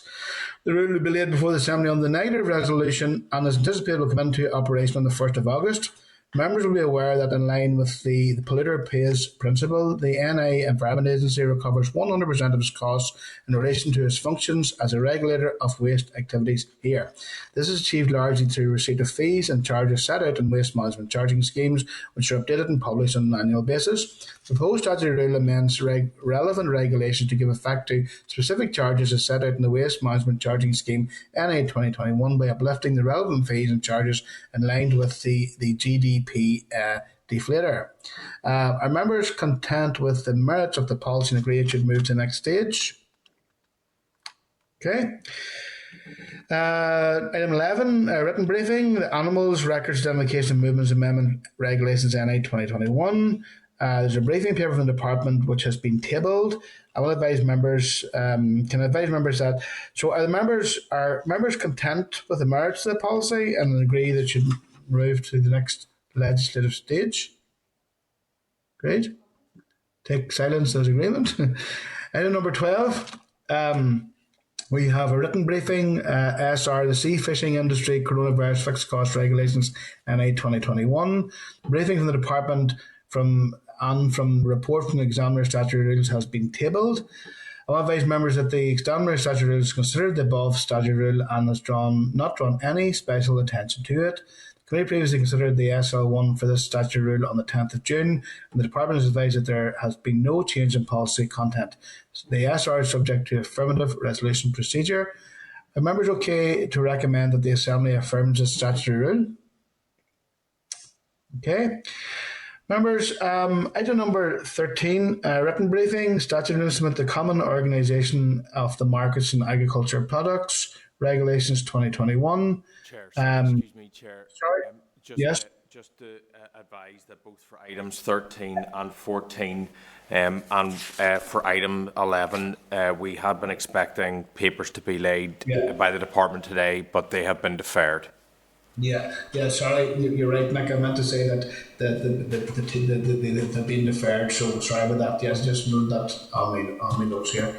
Well, that's been deferred. So, members, item 15 is correspondence, page 134 of your pack. I want to draw attention to one of the following correspondence from the Ulster Farmers Union at page 134, inviting the committee to a farm visit in Castlederg that is actively engaged in practice to mitigate climate change. Would any members who are available be content to attend the visit to the farm at some date in August? And if so, let Nick know, and he can arrange this. And I have to say that's in West Tyrone, so you'll be getting great hospitality and a great part of the world to come visit. Correspondence from the Dairy Council at page 202, inviting the committee to a virtual site visit to hear about the sustainability of the dairy supply chain. The invitation has also been extended to the Economy Committee, and the suggested date is 8th July at 1:30 p.m, which is our last meeting before the summer recess. Are members okay for the arrangements for the virtual site visit to be made by the committee team in conjunction with the Economy Committee? Rosemary, are you coming in there? Rosemary? Please. I'm sorry, mine's actually in relation to correspondence for the Ulster Beekeepers Association. Okay, sorry, Rosemary, go ahead, yes. Yeah, it's just, I'm a bit concerned about, the beekeepers, and we've had a lot of correspondence with them, and they don't seem to be getting any satisfaction from the answers that they are getting, and especially this in relation to these bees coming in. The last consignment that came in have not been checked. That type of thing. Is there any update on that? Yep. Well, I think it's important that maybe we note that there and make more representation to the department on relation to that. Would that be fair to say, Rosemary? Yep. Nick, you noted that there, yeah? Chair, yes, that's the agreed action. We will write to the department seeking clarity on that issue specifically. Yeah. Okay. Thank you. Thank you for raising that.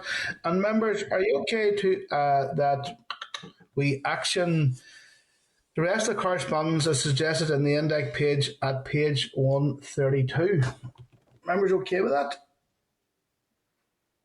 I think so. Forward work programme, that's at page 205. Can members agree to the forward work programme? Okay. Thank you for that. And the final thing is, before adjourn, is if members have any other business, you can raise it now, or you can raise it now.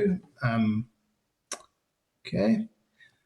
Okay, members. Then the next meeting will be on Thursday, the 1st of July. We'll be into the new month at 10 a.m. and will be a hybrid meeting streamed on the Assembly website. So thank you very much, members, and I will see you across the chamber or in the corridors next week. And good luck to you and stay safe. Okay, bye now.